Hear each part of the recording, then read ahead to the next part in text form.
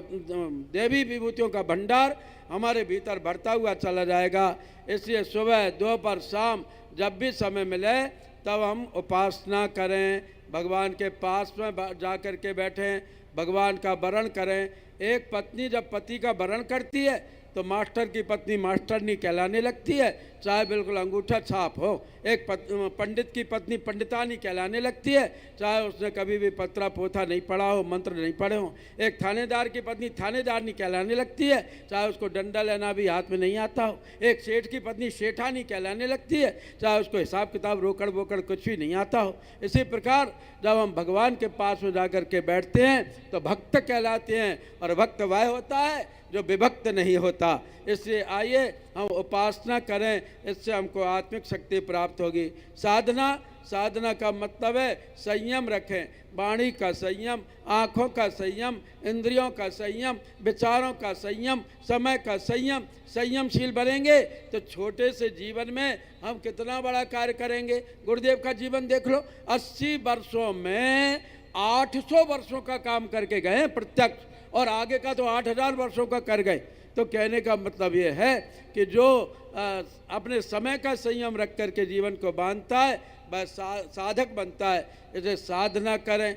और आराधना का मतलब कितनी पतन पीड़ा फैली है, कितनी गरीबी है, कितना उन्माद है, कितने अपराध हैं, कितने व्यसन हैं, कितना नशा है, कितनी कुरीतियाँ हैं, कितने अंधविश्वास हैं। इनको हटाने के लिए हम परम पूज्य गुरुदेव के लिए समयदान करें।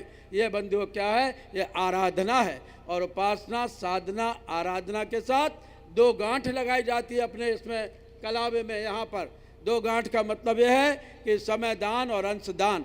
भगवान के खेत में बगिया को हरा भरा रखने के लिए अंशदान करें, और भगवान के फसल को काट करके जन जन तक पहुँचाने के लिए हम समयदान करें।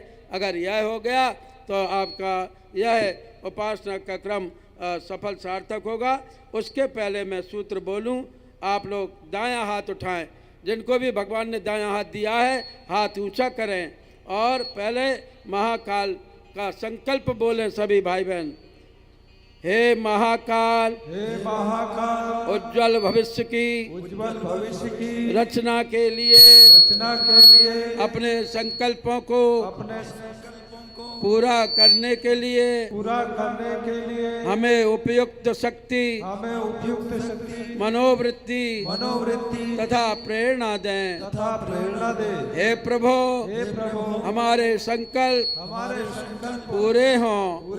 हम सुख सौभाग्य, श्रेय, पुण्य तथा आपकी कृपा के अधिकारी बने।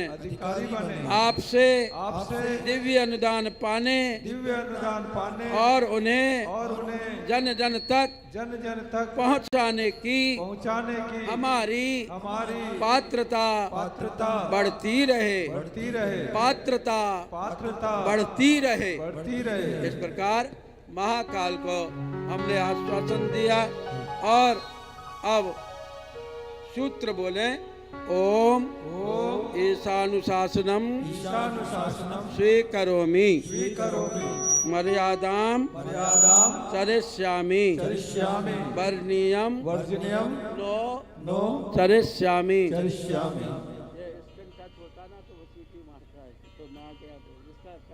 ऐसे कर रखा है मेरे देखा। तो आइए अब जो है हम लोग अपना पात्रता अर्जित की हमने। अब कलश देवता पूजा की चौकी पर विराजमान है। कलश देवता के प्रार्थना के मंत्र बोले जा रहे हैं। विश्व ब्रह्मांड के प्रतीक, इनके अंदर जल है। जल शीतलता का प्रतीक है। कलश कठोर है ऊपर से, अर्थात पुरुषार्थ में कठोर हैं, व्यवहार में शीतल है। और कलश देवता के अंदर ब्रह्मा विष्णु महेश सहित 33 कोटि देवता, सप्त सरोवर, सप्त सागर, सप्त ऋषि, सप्त मातृकाएं निवास करती हैं। अर्थात हम गायत्री परिवार को संगठित करके आगे बढ़ेंगे।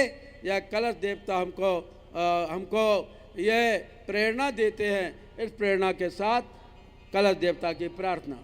ओम कलशस्य मुखे विष्णु परः समाश्रितः मूले तस्य स्थितो ब्रह्मा मध्ये मातृगणा स्मृता कुक्षौ तु सागराः सर्वे सप्तद्वीपा वसुन्धरा ऋग्वेदोऽथ यजुर्वेदः सामवेदो ह्यथर्वणा अङ्गैष्ठसहिताः सर्वे कलशन्तु समाश्रिताः अत्र गायत्री सावित्री शान्तिपुष्टिकरी सदा त्वयि तिष्ठन्ति भूतानि त्वयि प्राणाः प्रतिष्ठिताः शिवा स्वयं त्वमेवासि विष्णुस्त्वं च प्रजापति आदित्या वसवो रुद्रा विश्वे देवाः सपत्निकाः त्वयि तिष्ठन्ति सर्वेऽपि यतः कामफलप्रदा त्वत्प्रसादादिमं यज्ञं कर्तुमीहे जलोद्भवा सान्निध्यं कुरु मे देव प्रसन्नो भव सर्वदा प्रसन्नो भव सर्वदा। ओम कलशस्थ देवताभ्यो नमः। आवाहयामि स्थापयामि पूजयामि। पूजा की चौकी पर हमारे इष्ट, हमारे पिता, हमारे गुरु योग ऋषि योग व्यास वेद मूर्ति तपोनिष्ठ परम पूज्य गुरुदेव प्रतिष्ठित हैं। आज गुरु दीक्षा में मैंने बताया था कि भारतवर्ष गुरुओं का देश है और यहाँ पर गुरु परंपरा उसी व्यक्ति ने आगे चलाई है जो सच्चा शिष्य बना हो। परम पूज्य गुरुदेव और दादा गुरु का जब मिलन हुआ तो फिर गुरुदेव ने किसी भी काम के लिए नो सर नहीं कहा, यस सर ही कहा। जब जैसा आदेश मिला 5 बार हिमालय गए, गायत्री तपो मथुरा छोड़ दी, जन्मभूमि आमल खेड़ा छोड़ दी। जब सन 90 आने को हुआ, आदेश हुआ कि आप अब सूक्ष्मीकरण में पहुँचो। परम पूज्य गुरुदेव ने कारण चेतना में करवट बदल दी। जब जो आदेश हुआ योग निर्माण योजना के लिए 20 घंटे काम किया, 4 घंटे आराम किया।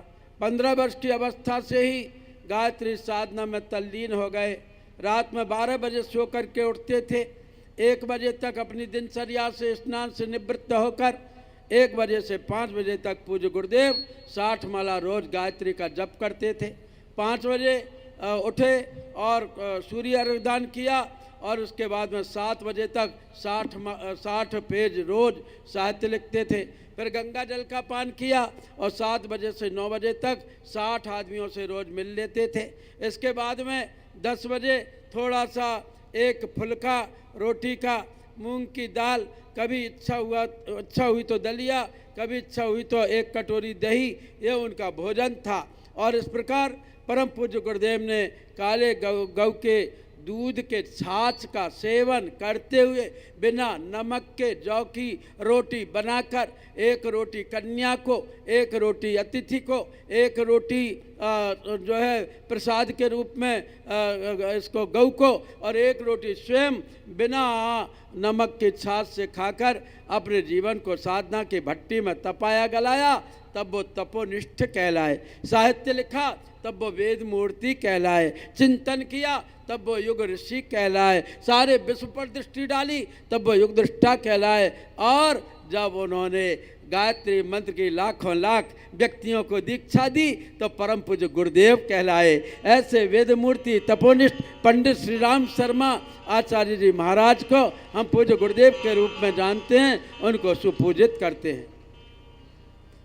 ओम गुरुर्ब्रह्मा गुरुर्विष्णु गुरुरेव महेश्वर गुरुरेव परब्रह्म तस्मै श्री गुरवे नमः। अखण्डमण्डलाकारं व्याप्तं येन चराचरं तत्पदं दर्शितं येन तस्मै श्री गुरवे नमः। यथा सूर्यस्य कान्तिस्तु श्रीरामे विद्यते ह्यः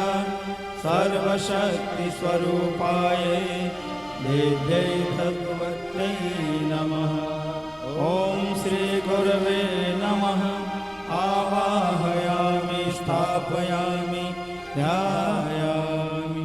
ओम प्रखर प्रज्ञाय विद्महे महाकालाय धीमहि तन्नः श्रीरामः प्रचोदयात्। ओम सकल श्रद्धाय विद्महे महाशक्त्यै धीमहि तन्नो भगवती प्रचोदयात्।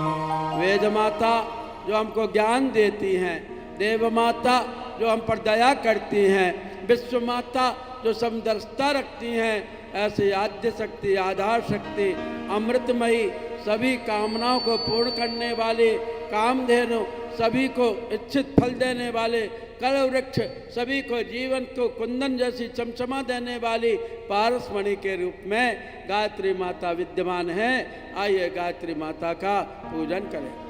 ओम आयात वरदे देवी त्र्यक्षरे ब्रह्मवादिनी गायत्री छन्दसा मातः ब्रह्मयोनिर्नमोस्तुते। ॐ श्री गायत्र्यै नमः। आवाहयामि स्थापयामि ध्यायामि। आइए दोनों हाथ जोड़ें, सभी देव शक्तियों को भाव भरा प्रणाम करेंगे। भाव यही रहेगा, श्री राममय सब जग जानी, श्री राममय सब जग जानी। करऊं प्रणाम जोर जुग पानी, करहूं प्रणाम जोर जुग पानी। ओ पर कृपा करहु अब स्वामी, मोह पर कृपा करहूं अब स्वामी। राम नमामि नमामि नमामि, राम नमामि नमामि नमामि। राम नमामि नमामि नमामि। राम नमामि नमामि नमामि। भाव के साथ दोनों हाथ जोड़ें, सभी देव शक्तियों को प्रणाम करें। ओम सिद्धि बुद्धि सहिताय श्रीमन महागणाधिपते नमः। ओम लक्ष्मी नारायणाभ्यां नमः। ओम उमा महेश्वराभ्यां नमः। ओम वाणी रणगर्भाभ्यां नमः। ओम सचे पुरंद्राभ्यां नमः। ओम मातृपितृ चरणकमलेभ्यो नमः। ओम कुलदेवताभ्यो नमः। ओम इष्टदेवताभ्यो नमः। ओम ग्राम देवताभ्यो नमः। ओम स्थान देवताभ्यो नमः। ओम वास्तु देवताभ्यो नमः। ओम सर्वेभ्यो देवेभ्यो नमः। ओम सर्वेभ्यो ब्राह्मणेभ्यो नमः। ओम सर्वेभ्यः तीर्थेभ्यो नमः। ओम एतत् कर्म प्रधान श्री गायत्री देव्यै नमः। श्री महाविद्यायै नमः। श्रीमन महाकालाय नमो नमः। इस प्रकार मैंने पौराणिक देवताओं के साथ में महाविद्या और महाकाल को भी प्रणाम कराया, इससे कि महाविद्या के रूप में गायत्री और महाकाल के रूप में हमको युग धर्म का सदैव विचार बना रहे। अब आइए जो भी वस्तु कही जाए आप भगवान के सम्मुख समर्पित करें। अपने हाथ में पुष्पक्षत एक साथ ले लें और एक साथ ये वस्तुएं आप समर्पित करेंगे। ओम सर्वेभ्यो देवेभ्यो नमः। गंधाक्षतम पुष्पाणि धूपम दीपम नैवेद्यम समर्पयामि। आप सब लोग बोलें, हे देव, पुष्प के रूप में हमारे अंतः का उल्लास आपको अर्पित है। हे देव, धूप दीप के रूप में हमारी प्रतिभा और योग्यता को स्वीकार करें।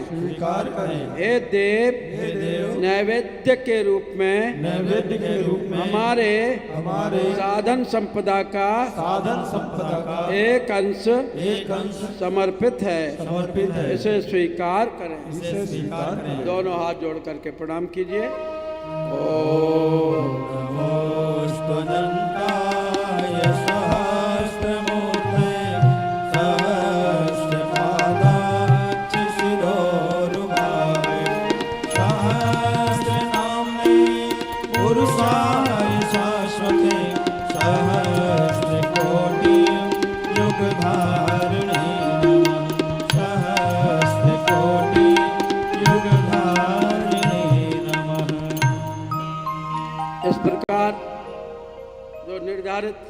समय था उसके अनुरूप हमने दीप यज्ञ का पूर्वार्ध का क्रम संपन्न किया। अब केवल दीप प्रज्वलित होने को रह गए हैं और यह दीप प्रज्वलन जब सम्माननीय भैया का उद्बोधन हो जाएगा उसके पश्चात होगा, आप लोग कोई उठेंगे नहीं। दूसरी बात यह है कि कल इस कार्यक्रम की महापूर्णाहुति है। हर पारी में यज्ञ में आहुति आप दे सकते हैं। कल भी लोग कह रहे हैं, भाई लोग कह रहे हैं कि काफ़ी लोग दीक्षा में शेष रह गए हैं, तो ऐसा होगा तो पहली पारी में ही स्वस्ति वाचन के बाद में दीक्षा होगी, फिर पारियां होती रहेंगी। पूर्णाहुति आरती के बाद विदाई गीत होगा। विदाई के गीत के बाद में मैं आपको विदाई पाथे पूज्य गुरुदेव क्या चाहते हैं कार्यकर्ता स्तर की बात करूंगा। आप सभी लोग पास में आकर के बैठ जाएंगे आरती के पश्चात और यहाँ आप पूज्य गुरुदेव का विदाई संदेश सुनेंगे। तत्पश्चात टोली की विदाई होगी, देव विसर्जन होगा बड़े सुंदर रूप में। जिस गायन और वैदिक रीति नीति से आपने देवताओं का आवाहन किया था उसी क्रम में देवताओं की सुंदर विदाई होगी। इस कार्यक्रम को आप जरूर देखिए, जरूर इसमें सम्मिलित रहिए। भोजन भंडारा तो दिन भर चलते ही रहेगा, उसकी चिंता हमको आपको नहीं करना है, लेकिन ये जो कार्यक्रम है विशेष पूर्णाहुति के बाद का, इसमें आप सम्मिलित रहें, ऐसी आपसे करबद्ध प्रार्थना है। तो बंधुओं, इस प्रकार हमने आधा यह पूर्वार्ध किया। उत्तरार्ध में दीपक जलाएंगे, उसके बाद में सभी को मानसिक आहुतियाँ देने का सुंदर अवसर मिलेगा। आज रंग पंचमी है और रंग पंचमी के दिन सारे दुनिया में, विशेषकर भारतवर्ष में, मालवा प्रदेश में, राजस्थान में आप देखें कितनी धूमधाम रंग की मची हुई है। यह रंग उमंग का प्रतीक है, यह पर्व उल्लास का प्रतीक है। हमारे मन में कभी किसी प्रकार की उमंग कम नहीं हो, उत्साह कम नहीं हो। हम निरंतर आगे बढ़कर के पूज्य गुरुदेव के सपनों को साकार करने का प्रयत्न करें और गायत्री साधना में अपना मन लगाएं। जितनी साधना बढ़ेगी उतनी शक्ति बढ़ेगी। साधना से हमारे अंदर आत्मशक्ति का उद्भव होता है। चार शक्तियां आप बराबर बोलते रहते हैं। एक शरीर बल है, शरीर बल आज हमारे पास में है नहीं, शरीर तो आज रोगों का घर बन करके रह गया। हर आदमी, कोई भी इतने हजारों आदमी में से हाथ उठा करके ये नहीं कह सकता है कि मैं पूर्ण रूप से स्वस्थ हूँ। हर आदमी को कोई ना कोई बीमारी है, सर्दी है, जुकाम है, सिर दर्द है, कमर दर्द है, पेट दर्द है, घुटनों का दर्द है, किसी को कुछ निमोनिया है, किसी को कुछ है, किसी को फोड़े फुंसी हैं, किसी को ब्लड प्रेशर है, किसी को शुगर है। कोई भी आदमी ये नहीं कह सकता कि मैं पूर्ण स्वस्थ हूँ। साधना से हमारे अंदर शरीर बल बढ़ता है, क्योंकि बैठने की हमें हिम्मत आती है। साधना से मनोबल बढ़ता है। आज हर आदमी इसमें डिप्रेशन में है, आज हर आदमी व्यग्र रहता है, हताश रहता है, निराश रहता है, जाने कौन कौन सी नेगेटिव थिंकिंग उसके जीवन में आती है। इनको हटाने का सर्वसुलभ साधन साधना है। इससे हमारा मनोबल बढ़ता है। आज जितना आदमी शारीरिक रूप से रोगग्रस्त नहीं है, उससे कहीं ज़्यादा वह मनोरोगी है। काम, क्रोध, लोभ, मोह, द्वेष, दंभ, भय, ईर्ष्या, असूया, अंधकार, अहंकार, अज्ञान, द्वेष, जाने कौन कौन से विकार, चिंता जैसे विकार हमारे जीवन के साथ में जुड़े हुए हैं। इनको हटाने का अवसर है तो वह साधना है। और बंधुओं, इससे हमारा मनोबल बढ़ेगा। आत्मबल है, यह स्वेच्छा से सिद्धांतों के प्रति समर्पित हो जाने का नाम आत्मबल है। और आत्मबल से आदमी सिद्धांतों के रास्तों पर चलता है, चापलूसी नहीं करता, रिश्वत नहीं लेता, भटकता नहीं है, प्रलोभन में नहीं पड़ता। इसलिए साधना से आत्मबल बढ़ता है और साधना से चौथा बल मनोबल, ब्रह्म बल बढ़ता है। और ब्रह्म बल का मतलब यह है कि इस मनुष्य जीवन का जो प्रमुख लक्ष्य है वह है परमात्मा की प्राप्ति। और परमात्मा की प्राप्ति स्वार्थी आदमी को नहीं होती। सोरा नर मुनि सबकी यह रीति, और स्वार्थ लाग करहि सब प्रीति। सब स्वार्थ में डूबे हुए हैं, लेकिन स्वार्थी आदमी को परमात्मा की प्राप्ति नहीं होती। उसकी प्राप्ति करने के लिए तो परमार्थ के रास्ते पर चलना पड़ता है। इसलिए परम पूज्य गुरुदेव ने लोक मंगल को जीवंत जागृत करने के लिए परमार्थ का रास्ता बतलाया है। इसलिए हमारी जीवात्मा परमात्मा से जुड़े, तो इसके लिए हम परमार्थ का कार्य करें। ये इससे हमारा ब्रह्म बल बढ़ता है और चारों बल बढ़ता है साधना के द्वारा। इसलिए आप जितने भी भाई बहन हैं, अपने कार्यकर्ता भाई बहनी क्यों ना हो, अपने बच्चों को भी, अपने रिश्तेदारों को भी, अपने पास पड़ोसियों को भी, अपने परिचितों को भी गायत्री चालीसा वितरित करें और उनसे कहें कि इसमें जो मंत्र लिखा हुआ है या ये जो चौपाइयाँ लिखी हैं चालीसा का पाठ करें, उससे श्रद्धा जागृत होगी। और मंत्र का जाप करें, उससे शक्ति प्राप्त होगी। श्रद्धा और शक्ति के जो ये दो दिव्य दरवाजे जिसके जीवन में खुल जाते हैं, वह व्यक्ति मानव से महामानव बन जाता है, नर से नारायण बन जाता है, पुरुष से पुरुषोत्तम बन जाता है। इसलिए दो चीज़ें जो हमारे जीवन में हैं, एक साधन है, एक साधना है। साधन हमको भटकाते हैं, साधना हमको सही रास्ते पर ले जाती है। साधन हमको उलझा देते हैं, साधना हमको सुलझाती है। साधन हमको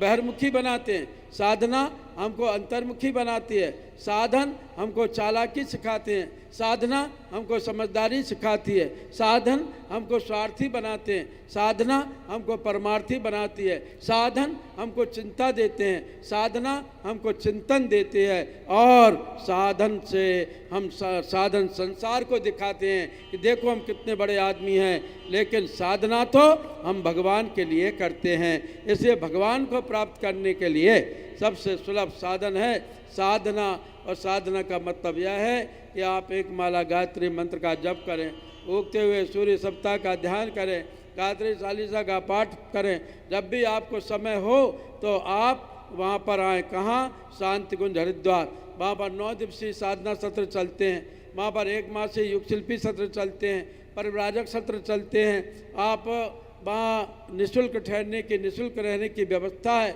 अपना किराया भाड़ा लगा करके आप शांति कुंज हरिद्वार आएंगे तो आप शिविर के माध्यम से इतना प्रशिक्षण प्राप्त कर लेंगे कि प्रतिदिन 100 व्यक्तियों को आप मार्गदर्शन दे सकते हैं। 100 व्यक्तियों को अपने संपर्क में लाकर योग तीर्थ की चेतना से परिचित और प्रभावित कर सकते हैं। इसलिए आप लोगों से प्रार्थना है कि आप शांति कुंज अवश्य आएँ और शांति कुंज का आमंत्रण देते हुए आइए। अब एक गीत आपके सामने प्रार्थना के रूप में प्रस्तुत हो रहा है।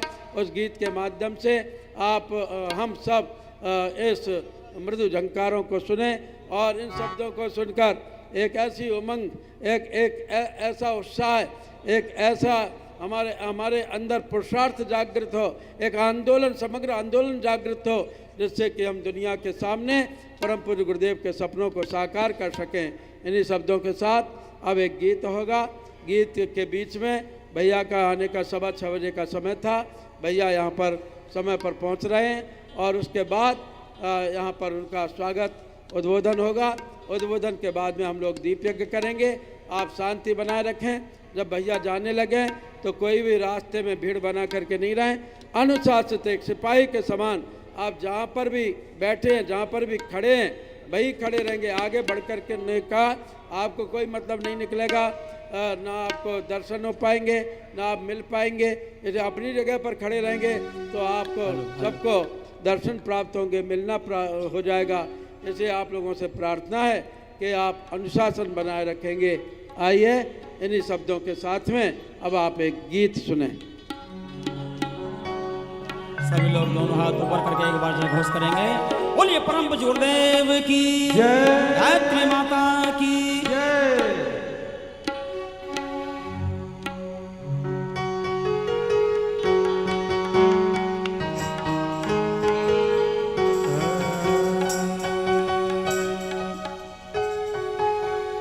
घर घर पहुँचे ज्ञान ज्योति, अज्ञान अंधेरा मिट जाए, प्रगटे विचार आचरण श्रेष्ठ तो युग परिवर्तन हो जाए। दीप दीपक जलाने प्यार बढ़ाने। गाइए। ओम भूर्भुवः स्वः तत्सवितुर्वरेण्यं भर्गो देवस्य धीमहि धियो यो नः प्रचोदयात्। आदरणीय भैया जी यहाँ पहुँच रहे हैं।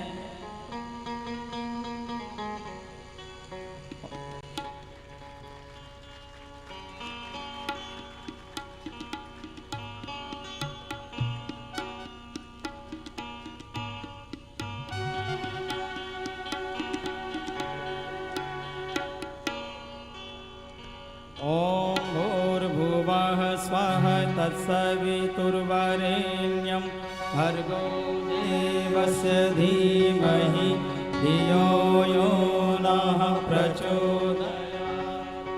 ओम गुरुर्ब्रह्मा गुरुर्विष्णु गुरुरेव महेश्वर गुरुर्साक्षात् परब्रह्म तस्मै श्री गुरुवे नमः। ओम आयातु वरदे देवी त्र्यक्षरे ब्रह्मवादिनी गायत्री छंदसा माता ब्रह्मयोनिर्नमोऽस्तुते।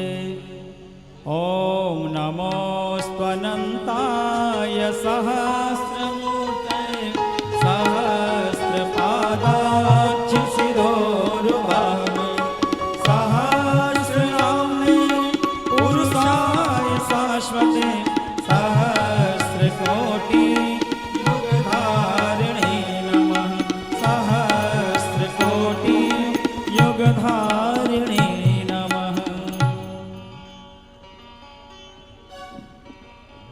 जोर से करतल ध्वनि से हमारे सम्मानीय भैया का स्वागत करें। अति व्यस्त समय में इतनी दूर केवल आप लोगों का प्रेम उनको खींच लाया और यहाँ उन्होंने सहर्ष अपने स्वाभाविक मुस्कान के साथ में आपके लिए समय दिया। एक बार जोर से जयकार बोलें। बोलिए वेद माता गायत्री की, श्रीमन महाकाल की, शांति कुंज हरिद्वार की। पीछे से हाथ नहीं उठे, जोर से हाथ उठा करके बोलें श्रीमन महाकाल की, परम पूज्य गुरुदेव की, परम वंदनीय माता जी की। एक बार करतल ध्वनि करें, जोर से ताली।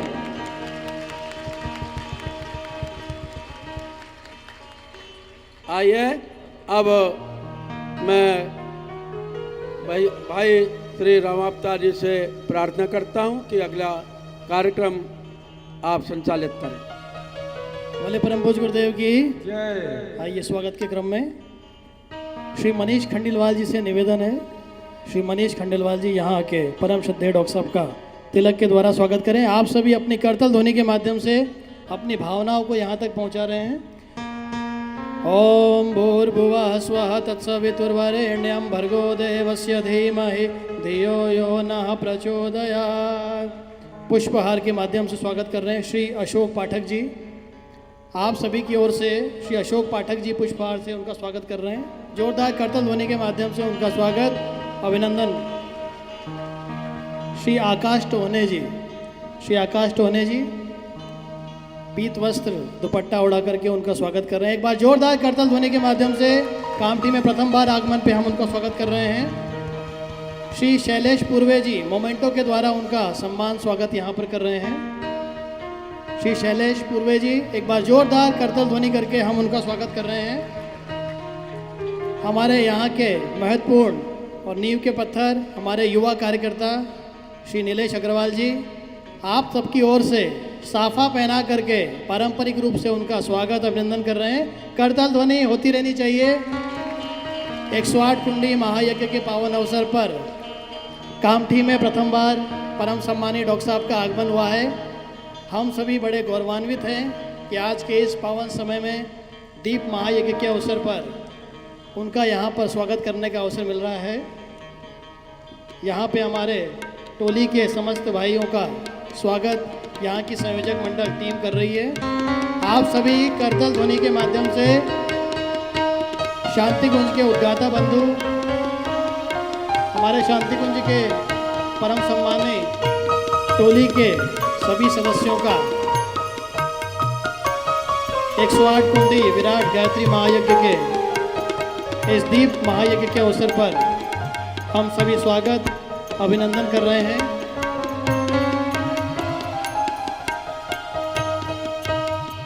आज का यह पावन अवसर और यहाँ पर स्वागत का क्रम संपन्न हुआ। अब जो भाई जहाँ भी खड़े हैं सभी से निवेदन है अपना स्थान शीघ्रता से ग्रहण कर लें।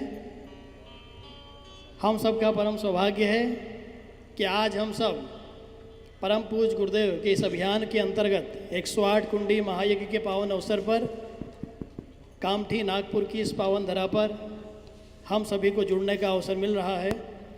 भाइयों बहनों, परम पूज्य गुरुदेव से जो जुड़ा वो निहाल होता चला गया।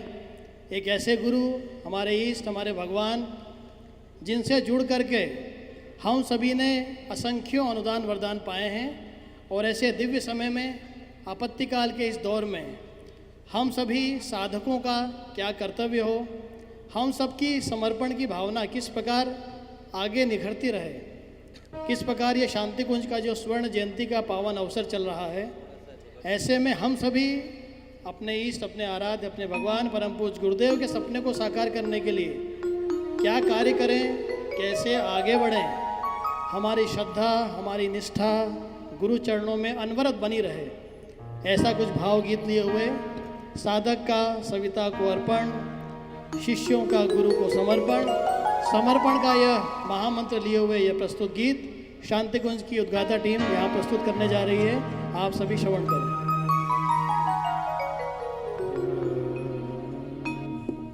भाई साहब के साथ सदैव चलने वाले हमारे प्यारे रामावतार जी भाई साहब का स्वागत मनीष जी के द्वारा।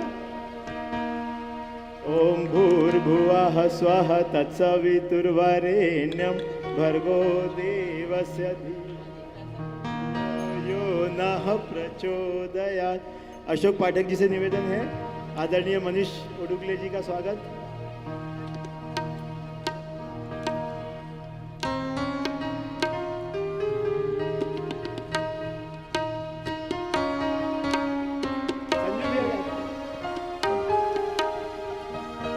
संजय गर्ग जी,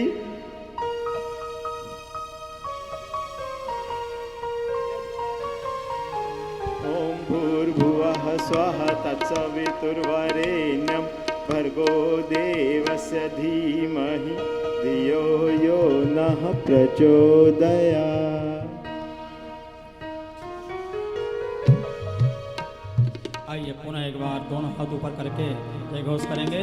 बोली युगाधिपति महाकाल की जय, परम पूज्य गुरुदेव की जय। सविता में गुरुदेव हमारे, सूरज उनका रूप, अंधकार अज्ञान मिटाते सद्गुरु ज्योति स्वरूप, सद्गुरु ज्योति स्वरूप। साधक का सविता को अर्पण, शिष्यों का गुरु को समर्पण। साधक का सविता को अर्पण, सब लोग ताली बजाकर साथ साथ हैं। दीपक का ज्योति को चातक का चंदा को, दीपक का ज्योति को चातक का चंदा को, गंगा का सागर को अर्पण। साधक का सविता को अर्पण, शिष्यों का गुरु को समर्पण। साधक का सविता को अर्पण, शिष्यों का गुरु को समर्पण।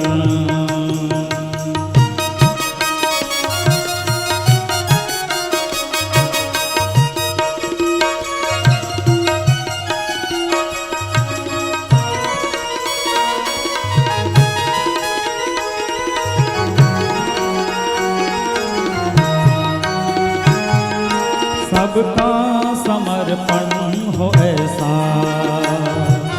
दीपक दीपक पतंगे के जैसा सबका समर्पण हो ऐसा, दीपक पतंगे के जैसा। दूरी रहे ना जरा भी बिंदु और सिंधु के जैसा, दूरी रहे ना जरा भी बिंदु और सिंधु के जैसा। अर्जुन का कान्हा को राधा कन्हैया को, अर्जुन का कान्हा को राधा कन्हैया को, बंसी का ओठों को अर्पण, साधक का सविता को अर्पण, शिष्यों का गुरु को समर्पण, साधक का सविता को अर्पण, शिष्यों का गुरु को समर्पण।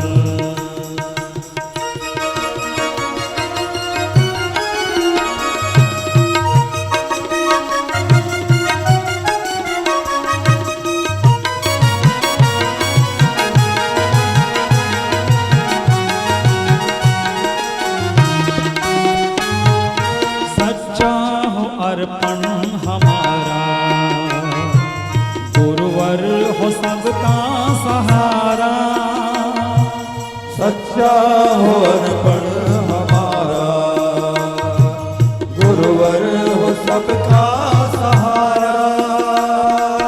हो जाए गुरुवर में ऐसे अर्पण लगे हमको प्यारा, हो जाए गुरुवर में ऐसे अर्पण लगे हमको प्यारा।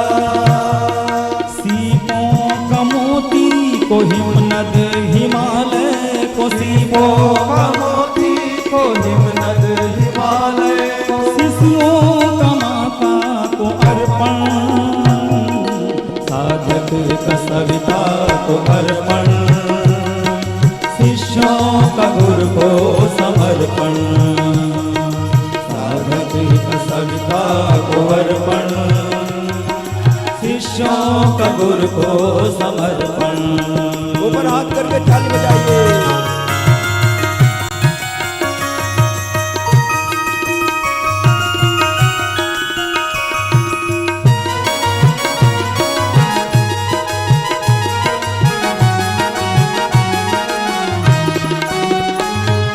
डोरी गुरु को थमाए, गुरु में ही जी कर दिखाए, डोरी गुरु को थमाए, गुरु में ही जी कर दिखाए।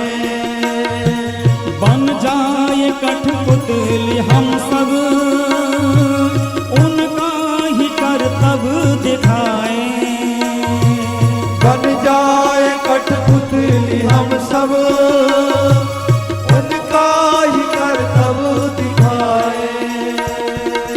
औरों का सरसिज को समिधा का अग्नि को, औरों का सरसिज को सविधा का अग्नि को, बूंदों का बादल को अर्पण, साधक का सविता को अर्पण, शिष्यों का गुरु को समर्पण, साधक का सविता को अर्पण, शिष्यों का गुरु को समर्पण।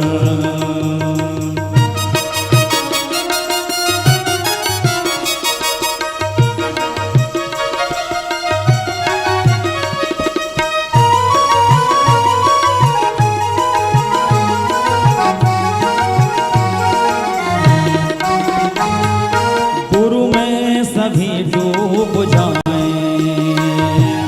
अस्तित्व अपना मिटाएं, गुरु में सभी डूब जाए, अस्तित्व अपना मिटाए। मैंपन को गुरु में घुलाएं, गुरु की ही पहचान पाएं, मैं गुरु में बुलाए, गुरु की ही पहचान पाए। दीपक पतंगे को कंकर का शंकर को, दीपक पतंगे को कंकर का शंकर को, मैं वैद्य प्रभु को समर्पण, साधक का सविता को अर्पण। ऊपर हाथ करके प्रेम से शिष्यों का गुरु को समर्पण, साधक का सविता को अर्पण। शिष्यों का गुरु को समर्पण। दीपक का ज्योति को चातक का चंदा को, दीपक का ज्योति को चातक का चंदा को, गंगा का सागर को अर्पण, साधक का सविता को अर्पण। शिष्यों का गुरु को समर्पण, साधक का सविता को अर्पण। शिष्यों का गुरु को समर्पण, शिष्यों का गुरु को समर्पण, शिष्यों का गुरु को समर्पण। बोलिए परम पूज्य गुरुदेव की जय। आदिपति महाकाल की साधक का सविता को अर्पण, शिष्यों का गुरु को समर्पण। भाइयों बहनों, वास्तव में ये प्रेरणा भरा हुआ गीत हम सभी को प्रेरित करता है कि विचार क्रांति अभियान युग निर्माण आंदोलन में हम सभी परिजन लगे हुए हैं। हमारी श्रद्धा, हमारी निष्ठा गुरु के चरणों में किस प्रकार बनी रहे, ऐसा प्रेरणाप्रद गीत हम सभी ने अभी श्रवण किया। भाइयों बहनों, समर्पण का पर्व, गुरु पर्व और आज दीप महायज्ञ के इस पावन अवसर पर हम सभी बड़े गौरवान्वित हैं कि देव संस्कृति विश्वविद्यालय जीवन विद्या का आलोक केंद्र, महामानव को गढ़ने की टकसाल, एक ऐसे दिव्य विश्वविद्यालय के प्रो वाइस चांसलर डॉक्टर चिन्मय पंड्या जी हम सभी के मध्य में मौजूद हैं। एक बार उन सभी का स्वागत हर भाई बहन करना चाहता है, पर हर व्यक्ति यहाँ स्टेज तक आ नहीं सकता, तो भावों के पुष्प हम सभी उनके चरणों तक पहुँचाएंगे। अपने दोनों हाथ ऐसे ऊपर उठा लीजिए और इस प्रकार से गोल गोल हिलाइए। इस प्रकार से आपके भावों के पुष्प उनके पास तक पहुंच रहे। एक बार जोरदार करतल ध्वनि करके हम उनका स्वागत कामठी के इस 108 कुंड यज्ञ के पंडाल में कर रहे हैं। भाइयों बहनों, जब एक शिष्य शिष्यत्व को प्राप्त करता है, समर्पित होता है, तो इसका जीवन, उनका जीवन परम सम्मानीय डॉक्टर साहब की तरह पुष्प के रूप में खिलता है। भाइयों बहनों, परम सम्मानीय डॉक्टर साहब का प्रारंभिक जीवन शांति कुंज की गोद में बीता।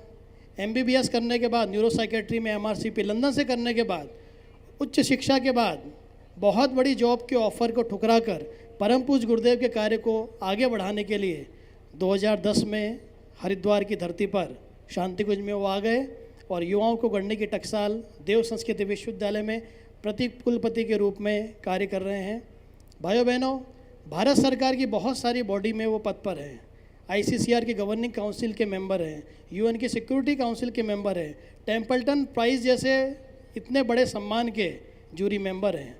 पर उनका सबसे बड़ा परिचय यह है कि समर्पित होकर के परम पूज्य गुरुदेव के चरणों में अपना पूरा जीवन न्यौछावर करके उनके समय का क्षण क्षण, व्यक्तित्व का कण कण इस पूज्य गुरुदेव के अभियान को आगे बढ़ाने में निरत रहता है। ये हम सबके लिए परम सौभाग्य की बात है। और एक स्वयं सेवक के रूप में वो गांव-गांव में, नगर-नगर में, डगर-डगर में जाकर के पूज्य गुरुदेव के अभियान को आगे बढ़ा रहे हैं। तो भाइयों बहनों, 108 कुंडी महायज्ञ के इस दीप महायज्ञ के अवसर पर मैं उनसे आप सबकी तालियों के माध्यम से निवेदन करता हूं कि परम पूज्य गुरुदेव का दिव्य संदेश हम सभी को प्रदान करें। परम सम्मानीय डॉक्टर साहब।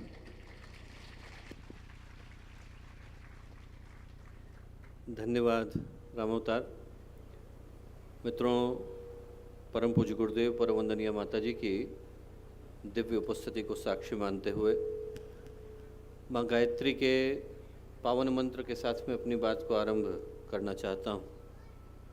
माँ गायत्री का ये पुनीत मंत्र, पवित्र मंत्र, वैदिक वाङ्मय का सबसे उत्कृष्ट मंत्र, उन संभावनाओं को, उन संकेतों को, उन सूत्रों को, उन संदेशों को आत्मसात करने का मंत्र है, जो यदि व्यक्ति के व्यक्तित्व का हिस्सा बन पाते हैं तो फिर एक भटका हुआ इंसान देवत्व के मार्ग की ओर चल पड़ता है।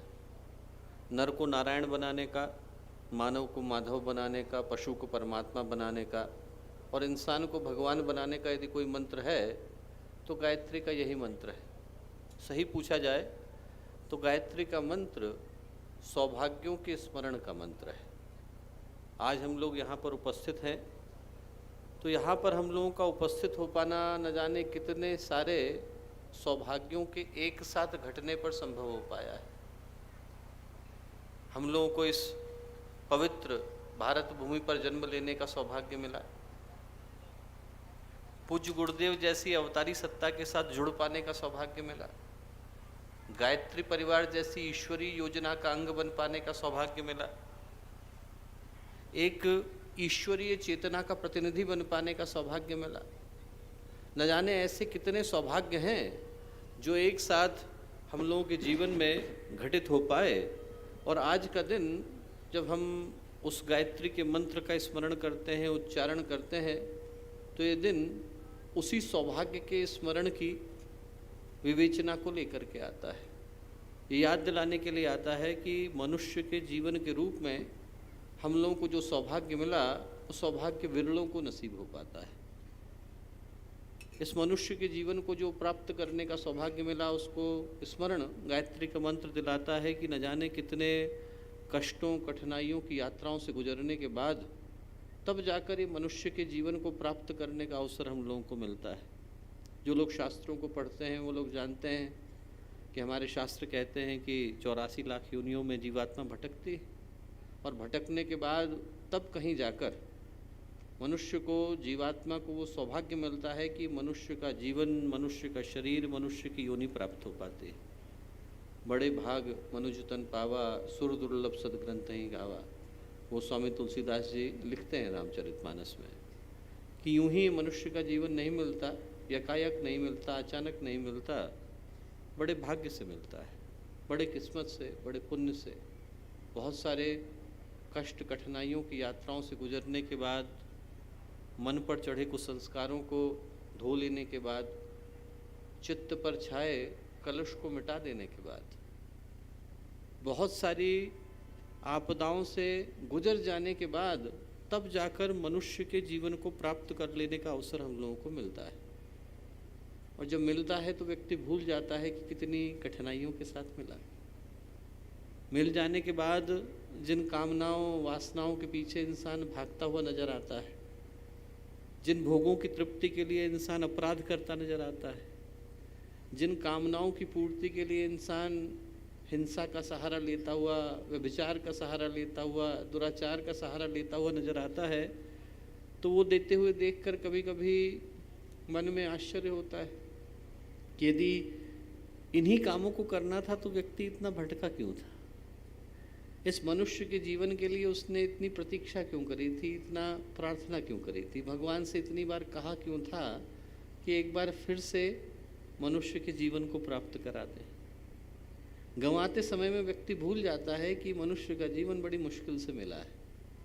इस बार ट्रेन छूटी तो फिर से उसी यात्रा को शुरू करना पड़ेगा। हम लोग न जाने मक्खी, मच्छर, कुत्ता, बिल्ली, गधा, घोड़ा, कौन कौन सी योनियों से गुजरने के बाद आज यहाँ पर मनुष्य जीवन के रूप में उपस्थित हो पाए। मनुष्य जीवन के रूप में मिले अवसर को याद करने की प्रेरणा गायत्री का मंत्र देता है कि यदि चूक गए तो ये चाक फिर से घूमेगा, फिर से उसी अनंत जन्मों की श्रृंखला की यात्रा पर व्यक्ति को गुजरना होगा। हम लोग ध्यान से देखें तो पहली बार मनुष्य थोड़ा बने, न जाने कितनी बार बने होंगे, न जाने कितनी बार इन्हीं राहों से गुजरे होंगे, न जाने कितनी बार मनुष्य के शरीर को धारण किया होगा, इसी ताने बाने को हमने किया होगा, जन्म की यात्राओं से गुजरे होंगे और गुजरने के बाद एक दिन आया होगा जब भगवान ने हमको वापस बुलाया होगा। और जब बुलाया होगा तो हम लोगों के मन में पश्चाताप की एक अग्नि ने जन्म लिया होगा और हमने अपने आप से कहा होगा कि इस बार अवसर मिला तो पर चूक गए। अपने आप को हमने प्रण दिया होगा संकल्प किया होगा, कहीं आंख में आंसू आए होंगे और कहीं मन में एक वचन आया होगा कि एक बार फिर से मनुष्य का जीवन मिलेगा तो इस बार पूरे उद्देश्य के साथ उसको जी करके दिखाएंगे। और जब मनुष्य का जीवन मिलता है तो व्यक्ति उन बातों को भूल जाता है। कई बार तो हजारों जन्मों की साधना भी व्यक्ति को बोध करा के नहीं जाती। जागना हो तो व्यक्ति को इसी क्षण जागना होता है। कथा आती है, आप लोगों ने सुनी भी होगी, संत ज्ञानेश्वर के पहले शिष्य हुए संत चांगदेव। 1400 वर्ष की समाधि उनने लगाई। 1400 वर्ष का जीवन नहीं, 1400 वर्ष की समाधि उनने लगाई। और समाधि को लगाने के बाद उनको सिद्धि हुई। सिद्धि ये हुई कि यदि कोई मुर्दा व्यक्ति लेकर के आएगा और उसके सिर पर चांगदेव हाथ रखेंगे तो मुर्दा खड़ा हो जाएगा, जी जाएगा। बहुत बड़ी सिद्धि है, भगवान के बराबर की ताकत है। जैसे ही ये लोगों को पता चला तो लोग दूर दूर से, भारत के कोने कोने से, विश्व के कोने कोने से अपने अपने घर के संबंधियों को मरने के बाद उनके पास लेकर के आने लगे। चांगदेव रोज आंखें बंद करके बैठते, सुबह आंखें खोलते तो देखता शवों की वहाँ पर कतारें लगी हुई हैं। उनके सिर पर हाथ रखते, सब खड़े होते चले जाते। लोग जय जयकार करते, और जितना लोग जय जयकार करते उतना चांगदेव का अहंकार बढ़ता कि मेरे पास वो सिद्धि है, वो ताकत है जो आज तक किसी व्यक्ति के पास नहीं आई। मुर्दे को जिला देने की ताकत, और एक नहीं हजारों मुर्दों को जिला देने की ताकत मेरे पास है। बड़े अहंकार के साथ चांगदेव बैठते। एक दिन आंखें बंद करके बैठे थे। बहुत सारे लोग अपने अपने घरों से शवों को लेकर के आए हुए थे। लाशों की कतारें लगी हुई थी। इतनी देर में 8 साल की लड़की आई, मुक्ताबाई, संत ज्ञानेश्वर की छोटी बहन। उसने लोगों से पूछा कि यहाँ क्या घट रहा है, ये आंखें बंद करके बैठे हैं, बहुत सारे लोग जो है अपने घरों से लाशों को लेकर के आए हैं, क्या हो रहा है यार। लोगों ने बताया कि अरे बहुत बड़े संत हैं, अभी आंखें खोलेंगे और जैसे ही मुर्दों के सिर पर हाथ रखेंगे मुर्दे खड़े होंगे और चले जाएंगे। मुक्ताबाई बोली, उसके लिए इनके आंख खोलने की प्रतीक्षा करने की क्या आवश्यकता है। तुलसी दल लिया, मुर्दों के मुंह में डाला, कान में गायत्री मंत्र बोला, सारे मुर्दे खड़े हुए चले गए। आंख खुली चांगदेव की तो देखा आज कोई भी नहीं। लोगों से पूछा कि क्या हुआ, लोगों ने कहा 8 साल की लड़की आई थी मुक्ताबाई, ऐसी ऐसी घटना घटी। चांगदेव के अहंकार पर बड़ी जबरदस्त चोट पहुंची। उनको लगा कि जो 1400 साल की समाधि के बाद मुझको सिद्धि मिली वो 8 साल की लड़की के पास। उनने ध्यान लगाया, बोले कौन आया। पता चला कि एक अवतारी सत्ता आई, कौन आई उनकी आंखों से दिखाई नहीं पड़ा। उनके मन में हुआ कि मिला जाए। अब मिलने के लिए कैसे मिले, कोई ईमेल कर नहीं सकते, व्हाट्सएप भेज नहीं सकते, कैसे मिले, चिट्ठी लिखे। चिट्ठी लिखने के लिए दूत को बुलाया, कागज लिया, कलम ली। बहुत देर सोच में पड़े रहे कि लिखें तो लिखें क्या, बड़ा लिखें कि छोटा लिखें। उम्र की दृष्टि से छोटे हैं, ज्ञान की दृष्टि से बड़े, क्या लिखें। बहुत देर सोचने के बाद तय नहीं कर पाए कि संत ज्ञानेश्वर को संबोधित कैसे करें, एड्रेस कैसे किया जाए। खाली कागज लिया, भेज दिया। दूत लेकर के गया, उसने संत ज्ञानेश्वर को कोरा कागज पकड़ाया तो संत ज्ञानेश्वर तो मुस्कुराए, मुक्ताबाई जोर से हंसती। दूत ने कहा क्यों हंस रही हैं। बोले अरे 1400 साल के बाद भी कोरे के कोरे रह गए, कोरा कागज भेज दिया। ज्ञान होता तो समझ में तो आता। चांगदेव को जबरदस्त चोट पहुंची। उनको लगा कि मिलने जाना चाहिए, पर मिलने साधारण तरीके से कैसे जाए। साधारण तरीके से तो कोई चला जाएगा, ये कैसे पता चलेगा कि सिद्ध संत महात्मा आ रहे हैं। तो उनने शेर की सवारी ली, सांप का चाबुक बनाया। शेर के ऊपर बैठेंगे, सांप का चाबुक लेकर के जाएंगे, पीछे लोग हल्ला करते हुए चले कि संत चांगदेव आ रहे हैं। जब गांव के पास उनकी सवारी पहुंची तो लोगों ने संत ज्ञानेश्वर से कहा कि संत चांगदेव आए हैं शेर के ऊपर सवार होकर, आप कैसे जाएंगे। संत ज्ञानेश्वर बोले हमारे पास तो शेर है नहीं। दीवाल के ऊपर बैठे थे, बोले चल तू ही चल। तो वो जो मुढेर थी वो उड़ करके गई। जब उड़ करके गई और चांगदेव के सामने उतरी तब उनका अहंकार टूटा, पहले शिष्य बने।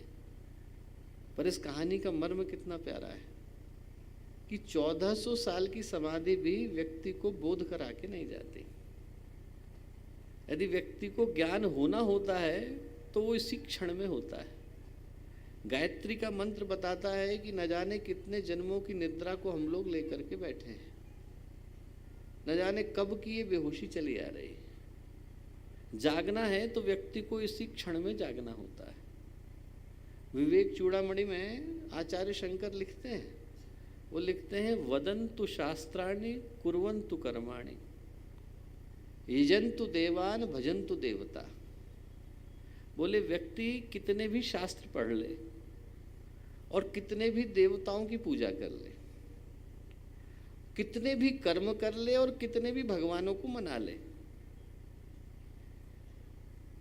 आत्मैक्य बोधेन विना न मुक्ते न सिद्धे ब्रह्म शतांतरे पे। जब तक आदमी को अपना बोध नहीं हो तब तक 100 ब्रह्माओं का युग बीत जाने के बाद भी निद्रा बनी रहती है। 100 ब्रह्माओं का युग बदल जाने के बाद भी हम सोचें कि जब गायत्री का मंत्र हमारे कान से टकराए तो ये जो लाखों जन्मों की यात्रा है जिसमें बेहोशी चली आ रही है, इससे व्यक्ति टूटे, इस मूर्छा से निकले और जीवन के उद्देश्य को प्राप्त करे, तो गायत्री का यह मंत्र हमारे को कल्याण के पथ की ओर प्रशस्त करके जाता है। इस भाव के साथ कि हमारे जीवन में एक नए सौभाग्य का सूर्योदय हो, जीवन एक अच्छी दिशा की ओर, शुभ दिशा की ओर, मंगल की ओर, कल्याण की ओर अग्रसर हो सके, इस भाव के साथ माँ गायत्री का ये पावन मंत्र एक बार साथ साथ ओम